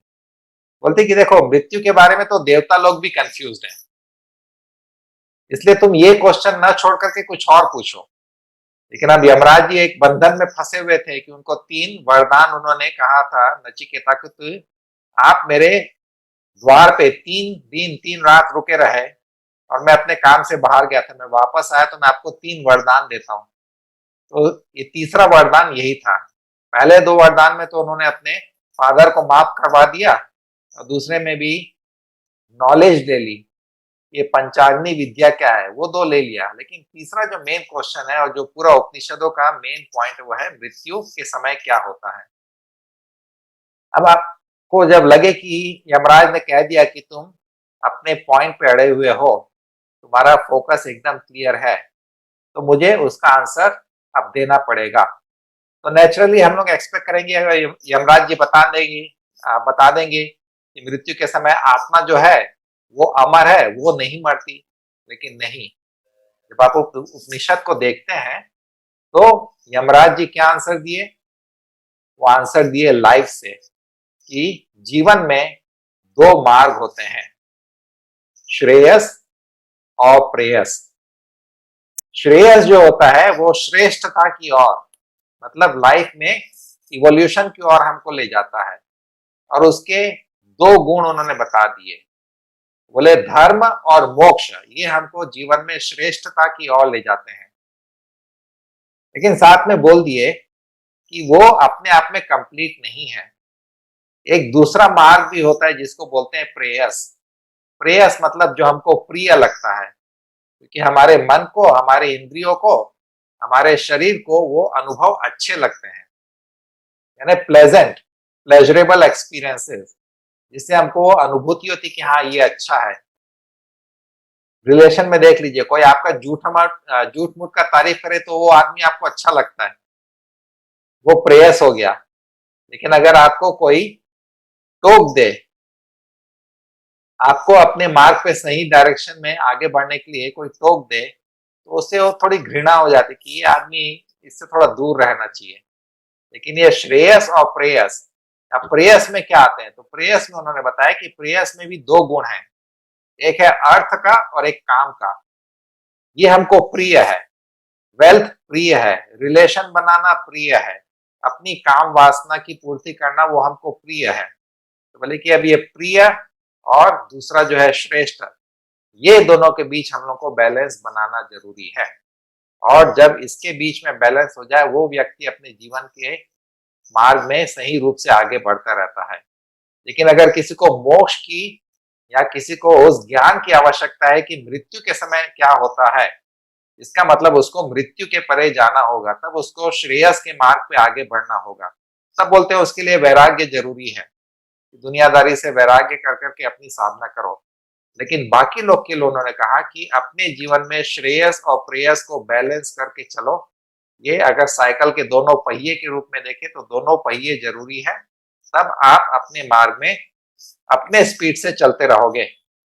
लेकिन अगर कहीं पे एक आध चक्का पंक्चर हुआ तो परेशानी बढ़ सकती है। इसलिए जो रिलेशनशिप की बात है, इसमें आध्यात्मिक जो फाउंडेशन है वो भी उतना जरूरी है जितना हमारा सोशल इंटरेक्शन और हमारा खुद का वेल्थ क्रिएशन वाला आइडिया और प्लान, उसको हम लोग बोलते हैं पुरुषार्थ। इसमें भी उतना ही पुरुषार्थ करना चाहिए जितना हमको अपने आध्यात्मिक जीवन के लिए करना चाहिए। लेकिन क्या होता है कि ये जो प्रिय है, प्रिय है, तो उसी में उलझ जाते हैं और आध्यात्मिक फाउंडेशन कहीं बनता नहीं है। इसके बाद क्या होता है, थोड़ी सी कोई परेशानी तो लाइफ में डगमगा जाते हैं, सुसाइडल टेंडेंसी आ जाती है। लेकिन अगर हम लोग आध्यात्मिक अपना जो भी फाउंडेशन है उसको बना के रखें, उसका सबसे अच्छा मार्ग है योग मार्ग। योग कोई रिलीजन नहीं है, वो साइंस है। That is the science of the soul, that is the science of self realization. तो जब योग मार्ग से हम लोग जुड़े रहते हैं, मैं ये नहीं कह रहा हूं कि आप भगवान का पूजा पाठ करो या सब दुनियादारी छोड़ करके कहीं आश्रम में रहने चले जाओ, नहीं, वो सबके लिए जरूरी नहीं होता, पॉसिबल भी नहीं होता। लेकिन अगर आप डेली योग करोगे तो आपका स्पिरिचुअल फाउंडेशन धीरे धीरे बनता जाएगा। चाहे आप उसको कॉन्शियसली फील करो या ना करो, लेकिन अगर डेली आप योग करते हो, एक फाउंडेशन बनता चले जाता है। आपके थॉट पैटर्न्स चेंज होने लगते हैं, आपका माइंड जो है ओपन हो करके सब चीज को इंटीग्रेट करना सीखता है। तब आप अपना वेल्थ और आपके अपने जो इच्छाएं हैं उसकी पूर्ति में आपको ज्यादा आनंद मिलता है। ये तो जितना भोग में फंसते उतना रोग में फंसते जाते हैं, और लोग तब रियलाइज करता है जब रोग में ऐसे फंस गए कि जितना वेल्थ क्रिएट किया था, पैसा किया था, वो सब अब केवल हेल्थ को रिस्टोर करने के लिए जा रहा है। तो भोग बीच में है, उसका एक्सट्रीम यूज होने से रोग में जाता है। लेकिन अगर भोग में बैलेंस बना रहे तो व्यक्ति योगी होता है। भोग में अगर फंस गया तो रोगी होता है। अगर भोग में बैलेंस बना रहे और आध्यात्मिक फाउंडेशन है तो वही व्यक्ति योगी होता है। तो ऐसे लोगों की हमको जरूरत है, और उसके लिए ये मार्ग मैं लोगों को बताते रहता हूँ, शेयर करते रहता हूँ। मेरे जीवन में भी यही है कि योग का मार्ग है मेरा, लेकिन मेरे को भी दुनिया में अपने योग का प्रचार करने के लिए, लोगों तक पहुंचने के लिए मेरे को भी वेल्थ की जरूरत है, मेरे को भी पैसे की जरूरत है, सोशल इंटरेक्शन की जरूरत है, लोगों के यहाँ जा करके रुक करके योगा प्रोग्राम करना, ये सब। ये दोनों को बैलेंस करके चलने से लाइफ अच्छी चलेगी। जिस दिन वैराग्य आ गए तो चले जाइएगा हिमालय, कोई नहीं रोकेगा आपको। लेकिन एक चीज याद रखिएगा, अगर आपका मन सुलझा हुआ नहीं है, आपको हिमालय में जाकर के शांति नहीं मिलेगी। लेकिन अगर आपका मन सुलझा है तो सब्जी मार्केट, मछली मार्केट में भी आपका मन शांत ही अनुभव करेगा। इसलिए अपने मन को कैसे गाइड करना, उसको कैसे हैंडल करना, वो विद्या है योग। और उसका सबसे अच्छा जो अपने पास एग्जाम्पल वो है गीता। भगवत गीता में पूरा तो माइंड मैनेजमेंट में ही समझाया। दूसरा है योग सूत्र, पतंजलि जी ने माइंड को कैसे मैनेज करना, कैसे उसको हैप्पी रखना, फोकस्ड रखना, वही बताया। तो योग मार्ग को साथ में लेके चलिए। ये मैं नहीं कहता कि कोई भगवान को मानिए, घंटी, ये सब कुछ नहीं। योग करते रहिए, आपका स्पिरिचुअल फाउंडेशन उसी से स्ट्रांग होगा। मैं रिलीजियस फाउंडेशन के बारे में नहीं बोल रहा हूँ। स्पिरिचुअल मतलब अपने प्रति सजग होना, और अपने अंदर जो आत्मा है, परमात्मा तो भूल जाओ, आत्मा को भी तो हम लोग तो नहीं जानते ना। इसलिए सबसे पहले अपने आत्मा को जानने के लिए शरीर मन को बैलेंस करोगे, तब उसके पीछे जो सत्ता है, जो रियलिटी है, वो उसकी झलक मिलने लगती। वो जो ग्लिम्सेस आता है वो हमारे लाइफ के डायरेक्शन को चेंज करेगा। तब आपका श्रेयस और प्रेयस अच्छे से बैलेंस होकर के आप लाइफ में अच्छे से आगे बढ़ते रहेंगे। यहाँ पर मेरे कुछ फॉलोअर्स के एक दो प्रश्न आ रहे हैं, छोटे छोटे प्रश्न हैं। सबसे पहले तो खुशी की बात है कि विदेशों में भी लोग इसको देख रहे हैं, और सिंगापुर से मेरे पास एक मैसेज आया है। सिंगापुर से सारंग महाजन कहते हैं कि doctor Ajay, we are watching you from Singapore, this is very good initiative and your team work is amazing. हम सब के लिए ये कहा है उन्होंने, तो बहुत बहुत धन्यवाद, और हमारे लिए खुशी की बात है। और ये सब मैं पूरी टीम की तरफ से आपको धन्यवाद देता हूँ सारंग महाजन जी। इन्होंने दो छोटे प्रश्न पूछे हैं, एक मेरे ख्याल से डॉक्टर अनिल के लिए अप्रोप्रिएट है, और एक सवाल स्वामी जी के लिए अप्रोप्रिएट है। डॉक्टर अनिल सारंग महाजन जी को पूछना है, how to deal with person, जो आपने जो कही थी उससे रिलेटेड ही बात है कि how to deal with person whose vibrations are not good but still we have to work with them for our occupational reasons. ये आपके लिए है। और स्वामी जी आपके लिए उन्होंने पूछा, आपने जो बातें कही उससे रिलेटेड उनके मन में सवाल उठा, Sarang Mahajan, how to differentiate between being judgemental and being an observer. मैं अगर ऑब्जर्वर हूं और जजमेंटल ना हो जाऊं, ये कैसे हो सकता है? मैं पहले डॉक्टर अनिल से कहूंगा और उसके बाद में स्वामी जी से कि अपने अपने प्रश्नों के जवाब दें। फिर प्रणीता जी का एक सवाल है जिसमें अगर समय मिला तो मैं उसके जवाब उनको दूंगा। डॉक्टर, तो जैसा इन्होंने पूछा कि how to deal with the person whose vibration are not good, तो पहले हमें ये समझना है कि क्या उसके साथ डील करने की जरूरत है। हाँ, डेफिनेटली अगर हमारे कुछ प्रोफेशनल रिलेशनशिप है, उनसे कुछ जरूरत है जो हमें उनके साथ डील करना पड़ेगा, तो करना पड़ेगा। जैसा मैंने पहले भी कहा, उसे आउटर सर्कल में रखें, अपने इनर सर्कल में ना आने दें। सबसे आउटर सर्कल जहां पर हमें लोगों के साथ ट्रांजैक्शनल एनालिसिस करने हैं। ट्रांजैक्शनल एनालिसिस मतलब किसी न किसी नीड को पूरा करने के लिए, चाहे वो मनी से रिलेटेड है, चाहे बिजनेस से रिलेटेड है, नेटवर्किंग से रिलेटेड है, और वहां पर प्योर प्रोफेशनल रिलेशनशिप रखें। उसके नेगेटिव वाइब्रेशंस आपके ऑरा में ना आए। पहले माइंड के द्वारा उसके साथ इस माइंडसेट के साथ मिले कि उसके अपने बिलीफ हैं, उसकी अपनी थॉट्स हैं, उसकी अपनी फिलॉसफी है, उसका मेरी फिलॉसफी पे, मेरे बिलीफ पे कोई असर नहीं होगा। दूसरा, जब उसके ऑरा में जा रहे हैं तब आप अपने ऑरा को भी प्रोटेक्ट करके जाएं। जैसा कि मैं पीएनपी में बताता हूं, जो एनर्जी मेडिसिन की साइंस है, जब आप दो लोग आपस में मिलते हैं तो ऑरा में एनर्जी एक्सचेंज होता है। यानी जो हाई वाइब्रेशन पे होते हैं और जो लो वाइब्रेशन पे होते हैं, energy always move from high vibration, high level to low level. तो डेफिनेटली अगर आप लो लेवल से मिल रहे हैं तो आप डेसिपेटेड फील करेंगे, आपको लगेगा कि आपकी एनर्जी कोई सक करके ले गया है। तो ऐसे में आपको उनके मिलने के बाद अपने आप को चार्ज करना जरूरी है। वापस से कुछ देर बैठ के ध्यान करें और वायलेट कलर की एनर्जी के साथ अपने ऑरा को फिर से चार्ज करें, अपने चक्रास को फिर से चार्ज करें। क्योंकि आप कई बार देखे होंगे, डॉक्टर अजय शेष आप भी समझते हैं, जब आपके पास कुछ पेशेंट्स आते हैं, लाइक आज सुबह से आपने बहुत अच्छा मेडिटेशन किया, योग किया, अच्छा ब्रेकफास्ट लिया और आप ऑफिस में गए, उसके बाद 10-15 लोग बहुत नेगेटिव पेशेंट्स या बहुत ही नेगेटिव साइकोलॉजी के पेशेंट्स आपके पास आ गए, तो आपको लगेगा कि यस, आज पूरा एकदम बेकार बेकार लग रहा है, डाउन फील कर रहे हैं। क्यों?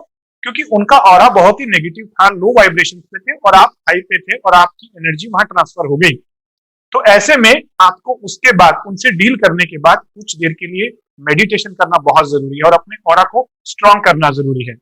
ये ऑरा, जब मैं स्वामी जी से बात करता हूं तो स्वामी जी बताते हैं ये ऑरा होता है, आभा मंडल होता है। मैंने इसको मेडिकल साइंस से भी समझा, energy medicine, biofield. According to yoga philosophy we are 5 layers, but according to quantum physics we are 5 layers of energy vibrating at different frequencies. The first layer called as physical layer, that is vibration of lowest frequency, highest wavelength. That's why visible to our naked eyes. लेकिन जो rest 4 layer हैं, second layer है जो energy body होती है, जिसमें चक्र होते हैं और नाड़ियां होती हैं। थर्ड लेयर है mind, mental, subconscious mind, conscious mind. Fourth layer है आपकी इंटेलेक्ट और फिफ्थ लेयर है आपकी सोल। लेकिन क्वांटम फिजिक्स बताता है कि ये पांचों लेयर आपके बायोफील्ड्स होती हैं और बायोफील्ड्स के द्वारा भी हम इंटरेक्ट करते हैं एक दूसरे के साथ और एनर्जी एक्सचेंज करते हैं। जैसे हम बोलने से, बॉडी लैंग्वेज से कम्युनिकेशन करते हैं, वैसे ही भी एनर्जी एक्सचेंज भी होता है। तो डेफिनेटली उन ऐसे लोगों से मिलना जरूरी है, लेकिन मिलने के बाद उन्हें, पहली बात, उन्हें हाशिए पे रखें, उन्हें अपनी पर्सनल लाइफ में ना आने दें। क्योंकि अगर ये पर्सनल लाइफ में आ गए और आपके माइंड और बिलीफ को हैक कर लिया इन्होंने, तो आपके बिलीफ भी चेंज हो जाएंगे। यानी कि थर्ड लेयर में एंटर कर गए हैं ये। और अगर ये सेकंड लेयर में एंटर कर गए, जो करेंगे ही करेंगे चक्र और ऑरा के बायोफील्ड में, तो उसके बाद आपको अपनी ऑरा को क्लीन करना है, वाइपिस मेडिटेट करके अपने ऑरा को स्ट्रॉन्ग करना है। और जब आप इस तरीके से करेंगे तो डेफिनेटली नेगेटिव एनर्जी से बचे रह सकते हैं। एनर्जी मेडिसिन का एक कॉन्सेप्ट और बताता है कि डॉक्टर्स को तो अपने क्लिनिक को, अपने ओपीडी चैम्बर को बीच बीच में क्लीन करना चाहिए। वहां कुछ अच्छी म्यूजिक, वाइब्रेशन, एनर्जी लगा के रखनी चाहिए, कुछ अच्छे अरोमाज रखने चाहिए, प्लस मेडिटेशन खुद करना चाहिए। क्योंकि डॉक्टर सबसे ज्यादा नेगेटिव फ्रीक्वेंसीज के लोगों से मिलते हैं। जो डिजीज पर्सन है वो डेफिनेटली कहीं ना कहीं लो वाइब्रेशंस पर है, लो एनर्जी स्टेटस में है। तो अपने डॉक्टर्स को और ज्यादा प्रोटेक्शन की जरूरत होती है, इसीलिए डॉक्टर सबसे ज्यादा स्ट्रेस रहते हैं। उनका ओपीडी और उनके ओटी में सबसे ज्यादा स्ट्रेस होता है। तो इस बात को समझने की जरूरत है कि हम एनर्जी बीइंग भी हैं और एनर्जी एक्सचेंज भी करते हैं। माइंड और एनर्जी दोनों को प्रोटेक्शन की जरूरत है। इसी से एब्सोल्युटली इसी से रिलेटेड प्रणीता जी ने एक सवाल पूछा, उसका मैं जवाब दे देता हूं क्योंकि आपने जो कहा उससे डायरेक्टली रिलेटेड है और फिर स्वामी जी तो जवाब देंगे। प्रणीता जी का कहना है कि आपने कहा मैं अपना खुद का सबसे बड़ा फैन हूं, ऐसी अवस्था में मैं सेल्फिशनेस की तरफ तो नहीं जा रहा हूं, ये मैं कैसे सोच सकता हूं? Now it's a brilliant question, absolutely brilliant. मेरा यही कहना है, मैं अपना सबसे बड़ा फैन हूं, इसका मतलब यह है कि मैं मेरे को सेल्फ प्रिजर्व मैं करूंगा, दूसरों की एनर्जी से मैं अपने आप को अफेक्ट नहीं होने दूंगा, और अगर अफेक्ट हो गया तो भी अपने आप को क्लींस करके वापस उस अवस्था में लाऊंगा, क्योंकि मैं सोर्स ऑफ एनर्जी हूं बहुत सारे लोगों के लिए। जब एयरलाइंस में कहते हैं कि पहले अपना मास्क लगाओ और फिर दूसरे का, तो क्या वो सेल्फिश करने के सेल्फिशनेस है? नहीं, मैं खुद को प्रिजर्व करूंगा तब कईयों की मदद कर सकूंगा, राइट? अगर मैं खुद को प्रिजर्व नहीं किया तब मैं दूसरों पे, अगर मैं इमोशनली डिपेंडेंट हूं तो मेरी एनर्जी सक करने दूंगा लोगों को। तो जब मैं कह रहा हूं कि मैं मेरा सबसे बड़ा फैन हूं, इसका मतलब मैं अपने आप को प्रिजर्व करूंगा दूसरों की नेगेटिव एनर्जी से और अपने आप को एलिवेट करूंगा दूसरों की पॉजिटिव एनर्जी से। और जब मैं ऐसा रहूंगा, वो मैं सेल्फिश नहीं हूं, मैं सेल्फ प्रिजर्व कर रहा हूं क्योंकि मैं दुनिया के लिए बहुत कुछ करना चाहता हूं। अगर मैं दुनिया के लिए बहुत कुछ करना चाहता हूं तो मुझे खुद को प्रिजर्व करना अत्यंत आवश्यक है, और इसके लिए मुझे अपने आप का सबसे बड़ा फैन बनना अत्यंत आवश्यक है। This is actually self preservation makes me more selfless as compare to making me selfish. ये सेल्फिश नहीं है, ये सेल्फ प्रिजर्वेशन है। सेल्फिशनेस क्या होगा? अगर मैं अपने बेहतरी के लिए किसी का नुकसान कर दूं, वो सेल्फिश होगा। मैं किसी का नुकसान नहीं करता हूं, मेरे दिमाग में भी नहीं आता, पर मैं अपने आप को प्रिजर्व करूंगा, और उसके लिए अगर मैं अपना खुद का सबसे बड़ा फैन हूं तो मैं अपने आप को प्रिजर्व करके रखूंगा ताकि मैं कईयों का भला कर सकूं। ये प्रणीता जी के सवाल का जवाब है। Yes Swami ji, please. Observational और ऑब्जर्वर होते होते मैं जजमेंटल बनने से कैसे बचाऊं अपने आप को? सारंग महाजन जी का सवाल था। ये बहुत अच्छा क्वेश्चन है सारंग जी का, और इसमें मैं क्लासिकल फिलॉसफी में लेके चलता हूं आपको। जो हम लोग का इंटरेक्शन रहता है वो 3 लेवल पे होता है, और ये बहुत इंपॉर्टेंट पॉइंट है क्योंकि हम लोग जो ऋषि परंपरा को मानते हैं, ऋषि को हम लोग बोलते हैं दृष्टा। दृष्टा मतलब विटनेस, वो देखते हैं। हम लोग बोलते हैं कि जैसे विश्वामित्र जी गायत्री मंत्र के दृष्टा है। अब मंत्र तो एक वाइब्रेशन है, तो हमको कहना चाहिए कि वो उन्होंने सुना, लेकिन हम कह रहे हैं कि उन्होंने देखा। तो इस सुनने और देखने में फर्क क्यों हो गया? क्योंकि ये जो मंत्र है ये केवल साउंड वाइब्रेशन नहीं है, उसके पीछे उसका एक फॉर्म होता है, वो ल्यूमिनस फॉर्म, दिव्य स्वरूप जो होता है वो देखते हैं।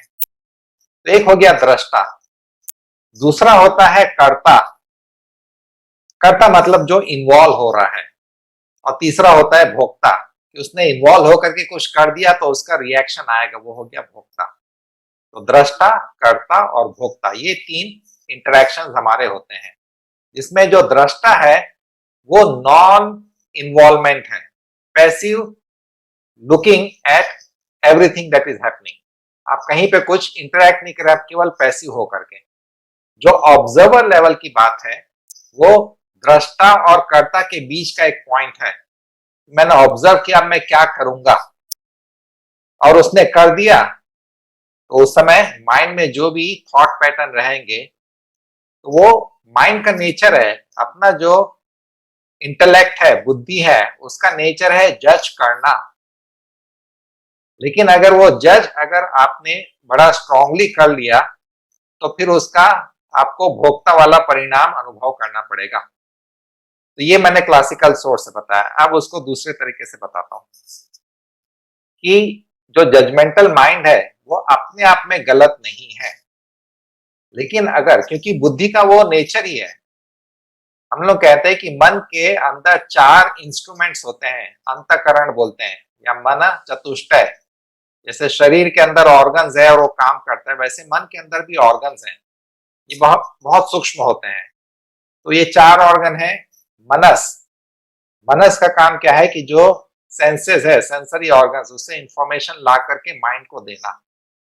कभी कभी ये मनस जो है डायरेक्टली अपना इंस्टिंक्टिव रिएक्शन दे देता है, जैसे आप सड़क क्रॉस कर रहे हैं, अचानक कोई गाड़ी तेजी से आ रही जो आपने उस समय नोटिस नहीं की, लेकिन एकदम पास आ गई तब आपने नोटिस की, तब आपके बुद्धि के पास उतना टाइम नहीं कि जज करे कि क्या करना चाहिए। तो उस समय आपका मनस जो है वो आपका रेप्टिलियन माइंड इंस्टिंक्ट के द्वारा वो जंप करेगा, चाहे फॉरवर्ड या बैकवर्ड, परिणाम जो भी हो, लेकिन वो जंप करेगा अपने आप को प्रिजर्व करने के लिए। तो ये मनस हो गया प्राइमरी माइंड। उसके बाद आती है बुद्धि। बुद्धि का काम होता है असर्टेन करना, मतलब उस चीज को समझना और फिर उसके ऊपर निर्णय देना, ये निर्णय ही है जजमेंट। और तीसरा जो पॉइंट है वो है अहंकार।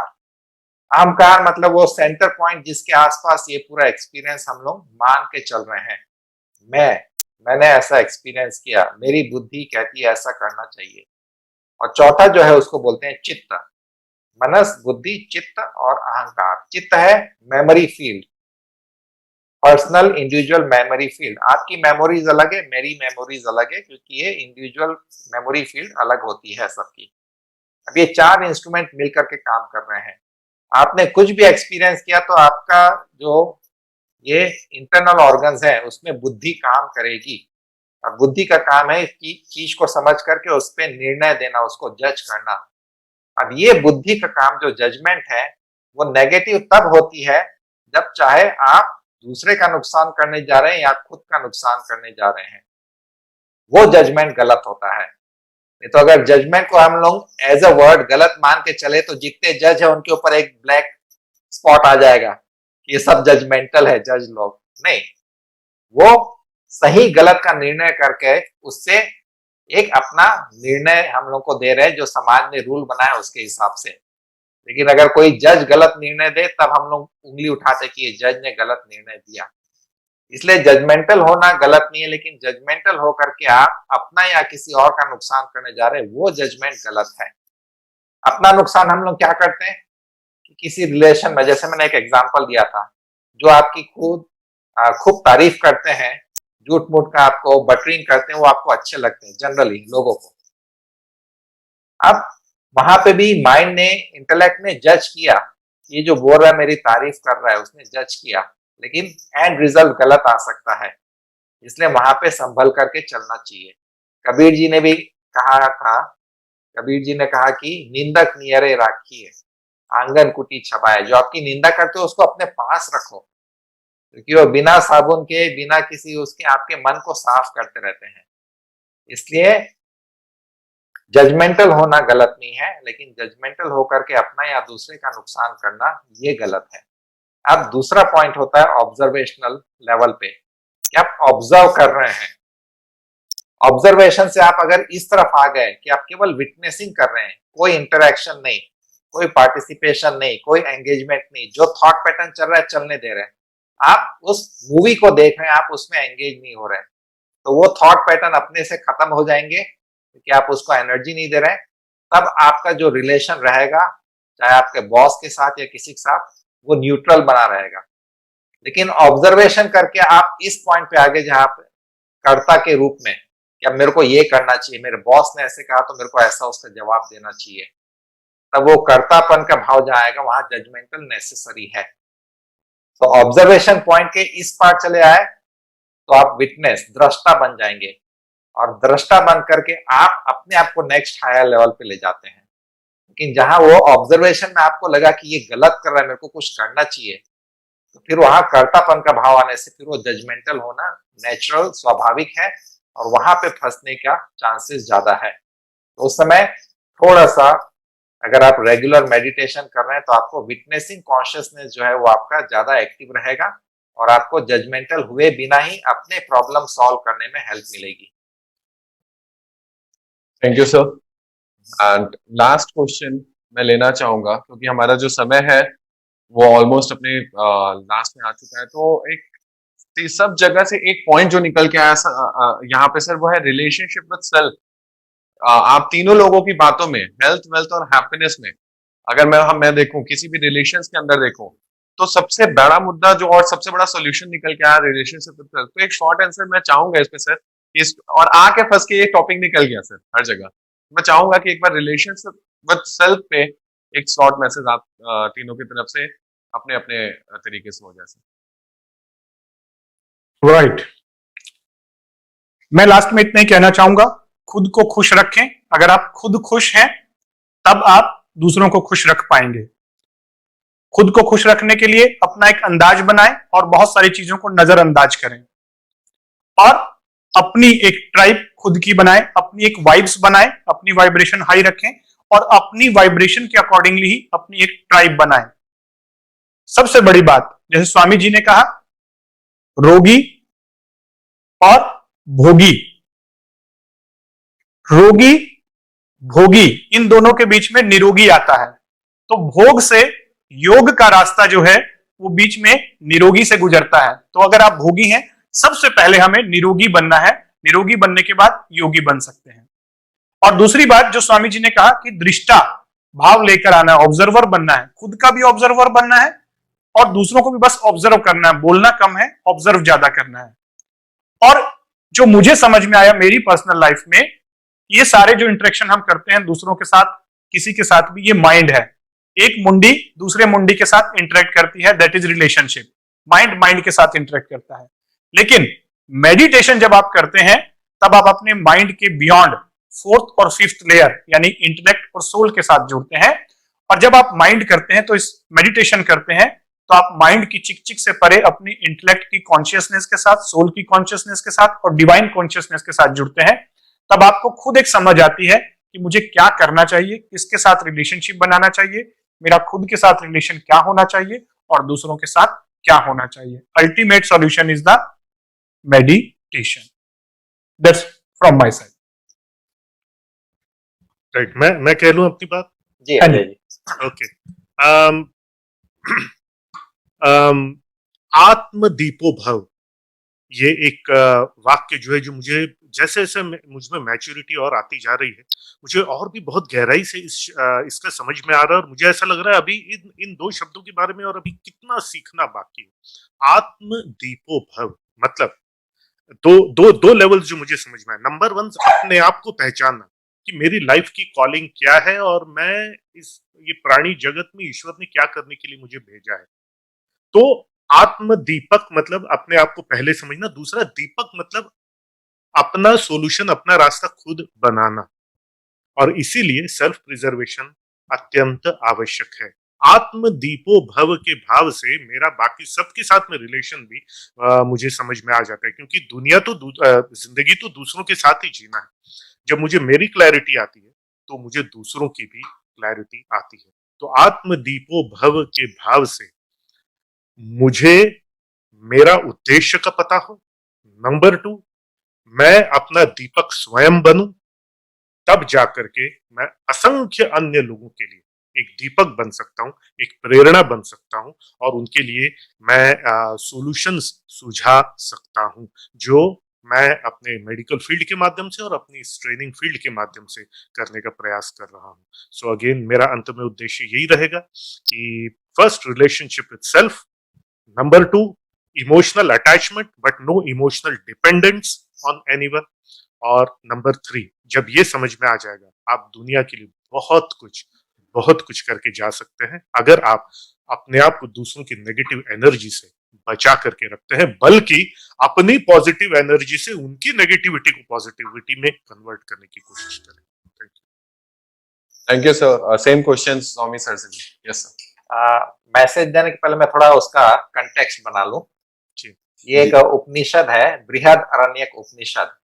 उसमें एक ऋषि है याज्ञवल्क्य जी, उनकी 2 पत्नी थी, मैत्रेयी और कात्यायनी। तो एक समय ऐसा आता है कि वो उस जमाने में ऋषि मुनि लोग अपना आश्रम चलाते थे, जहाँ पे बहुत से बच्चे आकर के सीखते थे। फिर याज्ञवल्क्य जी को लगा कि अब मुझे इस सब चीज से वैराग्य हो रहा है, तो मैं ये छोड़ करके और अपना अंदर जंगल में जाकर के अपनी साधना करूं। उन्होंने कात्यायनी और मैत्रेयी को बुला करके कहा कि मैं ये आश्रम छोड़ करके जा रहा हूं और ये आश्रम अब आपके नाम, आप लोग इसको चलाओ। तो कात्यायनी ने कहा कि ठीक है, आप जंगल जा रहे हैं, वहां तो मैं आकर के खुश नहीं रहूंगी, मैं यहीं रहती हूँ।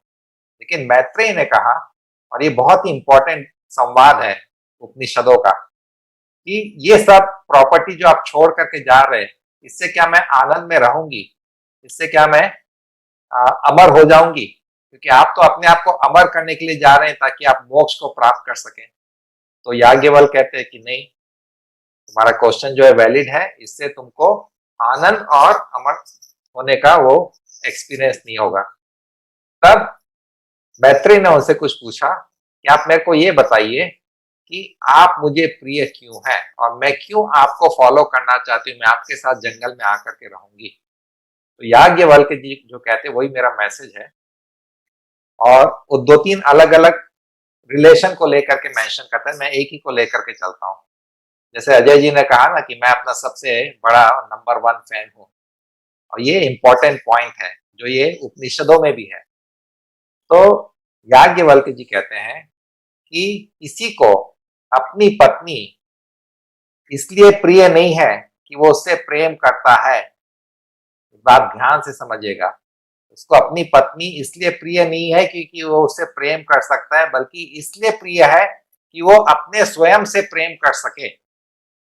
इसलिए स्वयं को समझना, स्वयं को जानना, ये सबसे इंपॉर्टेंट पॉइंट है। और दूसरा एग्जांपल मैं देता हूं, रमन्ना महर्षि जो साउथ इंडिया में रहते थे, तो उनके पास जब लोग जाते थे उनसे सत्संग में क्वेश्चन पूछते थे कि आपके चेहरे पे जो आभा है, आपके जीवन में जो शांति, हम लोग उसको कैसे प्राप्त करें। तो वो उनके सवाल के जवाब में खुद उनसे सवाल करते थे कि find the answer, who am I, इस बात की खोज करो कि मैं कौन हूं। ये मैं कौन हूं ये साधारण सा क्वेश्चन नहीं है, इसमें आप अपना नाम, प्रोफेशन और ये वो बता सकते हैं, वैसा वाला आंसर नहीं है इसका। इसका आंसर मेडिटेशन से मिलता है।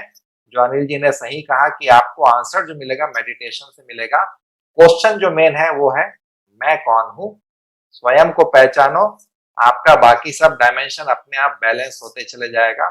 जब आपकी आत्मशक्ति अंदर से जागृत होगी तब आपको किसी से डरने की जरूरत नहीं है। इसलिए मेरा मैसेज है, स्वयं को जानो, फाइंड आउट हु एम आई, उस पर चिंतन करो, मेडिटेशन करो, आपकी लाइफ अच्छे से चारों पहिए पे फुल स्पीड अच्छे से दौड़ेगी।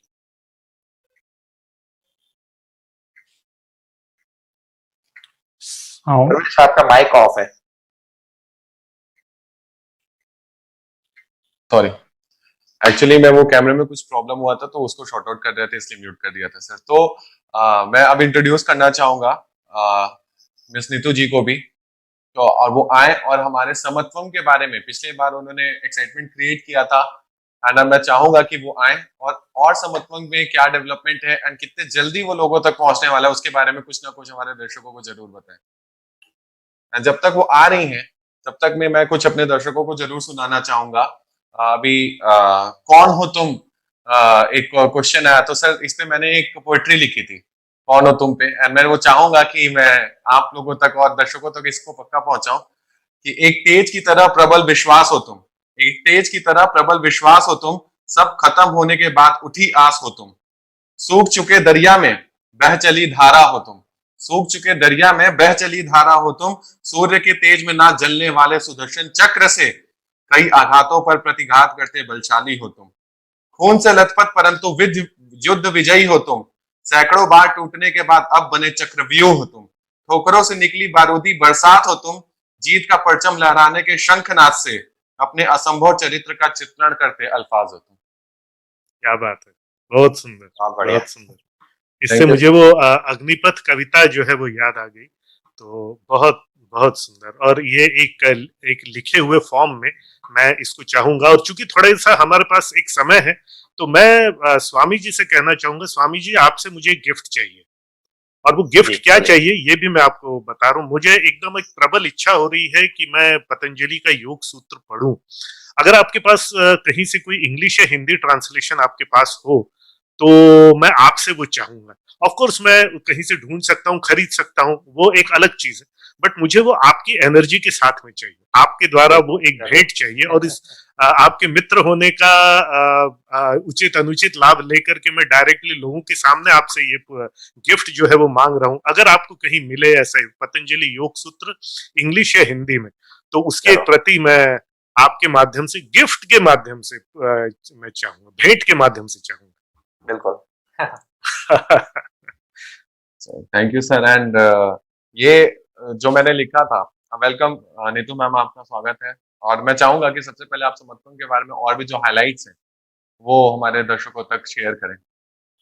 First of all, namaste to all, and I wish you all a very happy Valentine's Day over here to all the धन्यवाद। dignity members of this panel. And आज मातृत्व दिवस भी है, तो उन सभी बड़ों को आदर के साथ नमस्कार और ढेर सारा प्रेम भी। और मैं आप सभी को मातृत्व दिवस के लिए भी आज आपको मतलब बधाइयाँ देना चाहूंगी। Thank you so much. And you three masters are the real guidance to all of us, to all the generations over here, and especially for the upcoming generations also, who are the future of the society as well as our nation also over here, and they are going to be a part of its development in all the dimensions of the life, in their personal life also, in all the dimensions of the society also and nations also, because जो हमारी 7 dimensions हमारी personal life में भी हैं, वो हमारे society में भी हैं, वही 7 dimensions हमारी सोसाइटी की भी हैं, और वही 7 dimensions हमारे नेशन की भी है, जो कि आने वाली इन सभी चीजों में अभी हमें हेल्प करेगा। और इसी के लिए मैं आप सभी के साथ आज जुड़ रही हूँ, ये बताने के लिए कि इसे हम कैसे अप्लाई करेंगे अपनी पर्सनल लाइफ में, प्लस हमारे आसपास की सोसाइटी इन्वायरमेंट में, plus in the development of nation also. So we are going to have a program named as Samatvam in the form of health, wealth and happiness in all the 7 dimensions of your life, within under one roof named as Life Campus, learning of life for the lifelong learning. And over here we are going to have all the 3 masters, these 3 masters, Swami Mahesh ji, Dr. Anil Kumar Gupta and Dr. Ajay Shees over here. And जैसे जैसे हमारे पास ये सारी चीजें upcoming यहाँ पे आते रहेंगी, मैं आप सभी के साथ जुड़ूंगी और मैं आप सभी को इन्फॉर्म करते रहूंगी इस सेशन के बारे में कि कैसे ये आएगी, आप कैसे इसे एक्सेस कर पाएंगे और किस प्लेटफॉर्म में आपको ये मिलेगा। एंड हाँ, one of the most important thing कि इसकी इंफॉर्मेशन के लिए आप हमारे साथ जुड़े रहें। एंड हाँ, one of the most thing कि आप इसकी इंफॉर्मेशन के लिए हमें अपना नंबर भी शेयर कर सकते हैं, इनबॉक्स करें आप हमें इन सभी पेजेस में। आज का जो ये हमारा सेशन है वो A2A पे लाइव है, डॉक्टर अनिल कुमार गुप्ता जी के पेज में भी लाइव है, डॉक्टर अजय शेष जी के पेज में भी लाइव है और स्वामी महेश जी के भी पेज में लाइव है। And it is none other than anywhere, it is on your Facebook page जिसे आप डेली स्क्रॉल करते रहते हैं। तो सबसे मोस्ट इंपॉर्टेंट चीज अपनी लाइफ की ना भूलें और इन 4 पेजेस में जरूर विजिट करें आज के सेशन के लिए, और वहां पे इनबॉक्स करना ना भूलें अपना contact number for the more information of this upcoming programme. So ma'am, मैं चाहूंगा कि अगर आपके पास वो समत्वम का पोस्टर हो जो पिछली बार आपने दिखाया था, वो बहुत ही खूबसूरत पोस्टर आपने दिखाया था, मैं चाहता हूँ अगर वो आप फिर से मेरे दर्शकों को एक बार दिखा सकें।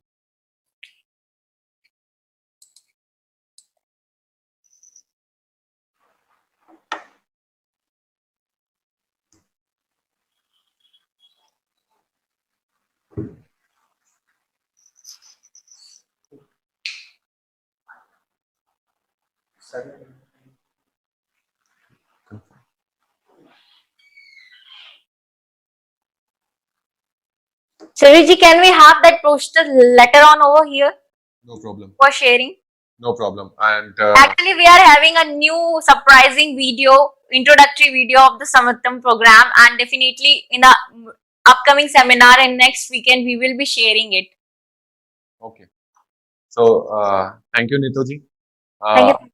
समत्वम को इंट्रोड्यूस कराने के लिए, लाइफ कैंपस को इंट्रोड्यूस कराने के लिए, मैं दर्शकों से बोलूंगा कि जल्दी आपका इंतजार खत्म होगा और जल्दी समत्वम आपके सामने होगा, आपको आपके जिंदगी के सफल आयामों तक पहुंचाने के लिए, सफल 7 आयामों तक पहुंचाने के लिए। सो थैंक यू नीतू जी।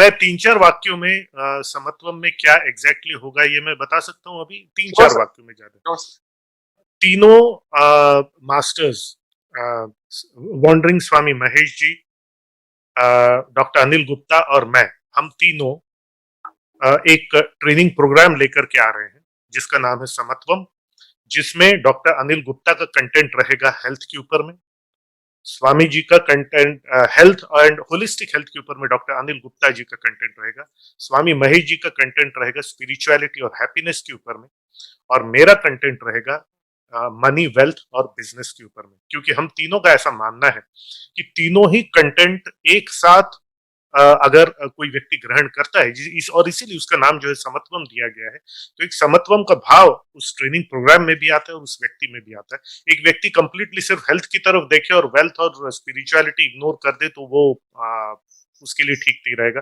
एक व्यक्ति सिर्फ पैसे के पीछे भोगवादी अगर हो जाए, स्पिरिचुअलिटी और हेल्थ से नाता छूट जाए तो वो उसके लिए ठीक नहीं है। या फिर एक व्यक्ति सिर्फ और सिर्फ स्पिरिचुअल हो जाए और परिवार और बाकी चीजों को अगर भूल जाए, छोड़ दे, तो भी वो उसके लिए ठीक नहीं। तो हमें ऐसा लगा हम तीनों का कंटेंट अगर एक साथ आता है तो किसी भी व्यक्ति को होलसम जो है वो होलसम गाइडेंस जो है वो दे सकता है। तो ये ट्रेनिंग प्रोग्राम है। ऑफ कोर्स ये कमर्शियल एस्पेक्ट है, ये फ्री ट्रेनिंग प्रोग्राम नहीं है। इसका एक पेमेंट एस्पेक्ट भी रहेगा, नॉमिनल, एकदम बहुत नॉमिनल, लेकिन ये पेमेंट एस्पेक्ट रहेगा क्योंकि हम ये चाहते हैं कि इतना वैल्यूएबल कंटेंट जो हम लोगों ने बनाया है लोग उसको सीरियसली ले, और इसलिए वो उसका एक विपणन का एक मूल्य जो है वो रखा गया है। ये तो रहा रिकॉर्डेड कोर्सेज। रिकॉर्डेड कोर्सेज के साथ साथ जब लोगों के मन में सवाल आएंगे तो हमने डिसाइड किया है कि महीने में दो बार हम लोग लाइव आएंगे, जहां पर इस कोर्स से रिलेटेड लोगों के मन में जो सवाल आएंगे और जो पर्सनल इश्यूज रहेंगे, जैसे आज हमने महाजन जी के प्रश्नों का उत्तर दिया। अब महीने में 2 बार हम लोग लाइव आएंगे, जो कि डेट्स पहले से डिसाइडेड रहेंगी, और लोगों का सपोर्ट सिस्टम बनेंगे, लोगों के सवालों के जवाब देंगे, ताकि रिकॉर्डेड और लाइव सेशंस का समत्वम का भाव यहाँ पर भी लोगों को एक होलसम ट्रेनिंग और गाइडेंस प्रदान करेगा। और अगर कुछ ऐड करना है तो डॉक्टर अनिल गुप्ता इसमें ऐड कर सकते हैं कि समत्वम में एग्जैक्टली क्या रहेगा। अजय सर, मैं यही बोलना चाहूंगा, जैसे मैं अभी स्क्रीन पर देख पा रहा हूं, एक एंकर बैठे हुए हैं, एक होस्ट बैठे हुए हैं, 3 डिफरेंट पर्सन बात कर रहे हैं, लेकिन सब तीनों एक दूसरे को सपोर्ट कर रहे हैं और तीनों एक दूसरे की बातों को और आगे बढ़ा रहे हैं। ऐसा समत्वम बहुत कम देखने को मिलता है। आपने मीडिया में बहुत सारा समत्वम देखा, जो भी देखने को मिलता है, एक होस्ट होता है, 4 अलग अलग पर्सनैलिटीज होते हैं और वो आपस में बैठ के लड़ाई झगड़ा करते हैं। तुम सही नहीं हो, मैं सही हूं, ये आपने डेली देख रहे हैं। वहां से क्या प्रोग्रामिंग हो रही है और क्या बेनिफिट हो रहा है हम सब जान रहे हैं। लेकिन इस तरीके से लाइफ को समझना बहुत जरूरी है कि हम ये सब करके लाइफ को लेके कहां जा रहे हैं। क्या हमारा काम है सॉल्यूशन ढूंढना या बहस करना? समत्वम का मेन मोटो सॉल्यूशन ढूंढना है।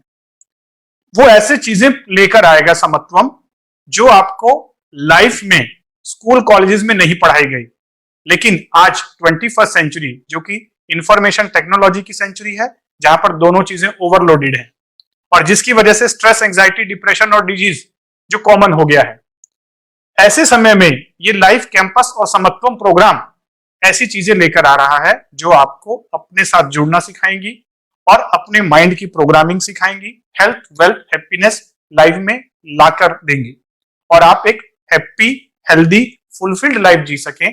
इस प्रकार से हम अपने कंटेंट को डिजाइन कर रहे हैं। और जैसा कि आपने कहा कि हम 15 दिन में एक बार लाइव आएंगे और लाइव में हम सारे क्वेश्चंस भी लेंगे। अभी तो हम अपने हिसाब से टॉपिक डिसाइड कर रहे हैं, फिर आने वाले समय में जो पब्लिक की डिमांड होगी उसके हिसाब से हम टॉपिक चूज करेंगे और उनके ऊपर अपनी अपनी समझ के हिसाब से जो अच्छे सॉल्यूशंस हो सकते हैं वो देंगे। Ultimately MBBS, mind, brain, body, soul, holistic concept of life, health, wealth, happiness. Thank you sir. And last में एक शॉर्ट मैसेज मैं आप तीनों लोगों से लेना चाहूंगा एंड स्टार्ट करूंगा स्वामी जी से कि सर आज के रिलेशनशिप और हेल्थ, वेल्थ, हैप्पीनेस का लाइफ कैंपस का जो हमारा पार्ट है बहुत ही खूबसूरत रहा सर। पहले इसके लिए आप तीनों लोगों को बहुत बहुत धन्यवाद। एंड एक शॉर्ट मैसेज सर। जो समत्वम शब्द है वो गीता से लिया हुआ है और उसका मीनिंग होता है बैलेंस। सम मतलब बैलेंस और दूसरा होता है टोटलिटी, मतलब समग्रता से, पूर्णता से। तो लाइफ में समत्वम का भाव होना जरूरी है और यही मेरा संदेश है और यही हम लोग प्रोग्राम भी लेकर के आ रहे हैं। जब हम लोग का डिस्कशन रहा तो मैंने ये सजेस्ट किया था कि समत्वम अच्छा शब्द है, क्योंकि योग में डेफिनेशन, गीता की जो डेफिनेशन है, परिभाषा है, वो है समत्वम। समत्वम का भाव बनाइए, उसकी प्रक्रिया सीखिए और उसको अपने जीवन में सार्थक कीजिए। ये मेरा message. Thank you sir. Short message Ajay Singh. दुनिया लिमिटेड है लेकिन अंतर का भाव विशाल है, इनफाइनाइट है, राइट? अंतर का भाव, मैं अपने आप में इनफाइनाइट हूं, भले दुनिया लिमिटेड है। दुनिया के कुछ डायमेंशन है, मेजरमेंट्स है, लेकिन मेरे अंतर का भाव जो कि ईश्वर का स्वरूप है वो इनफाइनाइट है। मेरा कहने के मतलब है हम जनरली इनफाइनाइट से फाइनाइट की तरफ जाते हैं, जबकि अंततः होना ये चाहिए कि हम फाइनाइट से इनफाइनाइट की तरफ आए। इनफाइनाइट में से वो जो एनर्जी निकलेगी वो फाइनाइट को अफेक्ट करे। ये हम अपने जीवन में भी जिए और किस प्रकार से हमारे अंदर की इन्फिनिटी बाहर की दुनिया को बेहतर कर सकती है, ये अपने अपने तरीके से हम लोग लेकर के आ रहे हैं। तो मैं लोगों से गुजारिश करूंगा कि ये जो समत्वम का जो ट्रेनिंग प्रोग्राम आ रहा है इसमें जरूर भाग लें और इसका अधिकतम लाभ लें, ताकि आपके अंदर की इनफाइनाइटनेस, इन्फिनिटी, बाहर की फाइनाइटनेस को positively affect. Thank you, sir. And again, Anil sir, short message. बस लास्ट में इतना ही कहना चाहूंगा, खुद पर विश्वास, खुदा का साथ, हर मंजिल आएगी तेरे पास। दोनों के साथ जुड़े रहें, खुद के साथ और उस खुदा के साथ, और खुद को खुद का खुदा बना ले। बस इतना सा रहे, सब कुछ होगा। थैंक यू तीनों मास्टर्स को बहुत बहुत धन्यवाद हमारे सेशन में आने के लिए। और दर्शकों को बोलना चाहूंगा बहुत बहुत धन्यवाद जो आप अलग अलग जगह से हमारे साथ जुड़े और क्वेश्चन पूछा। और आगाज ए टू आगाज से अंजाम की तरफ से और लाइफ कैंपस की तरफ से मैं अपने दर्शकों को एक बात जरूर बोलना चाहूंगा कि आज मुझे बोलने का मन कर रहा है कि सीखेंगे, सिखाएंगे, तस्वीर बदल के दिखाएंगे। So thank you to everyone and मिलते हैं नेक्स्ट एपिसोड में बहुत जल्दी।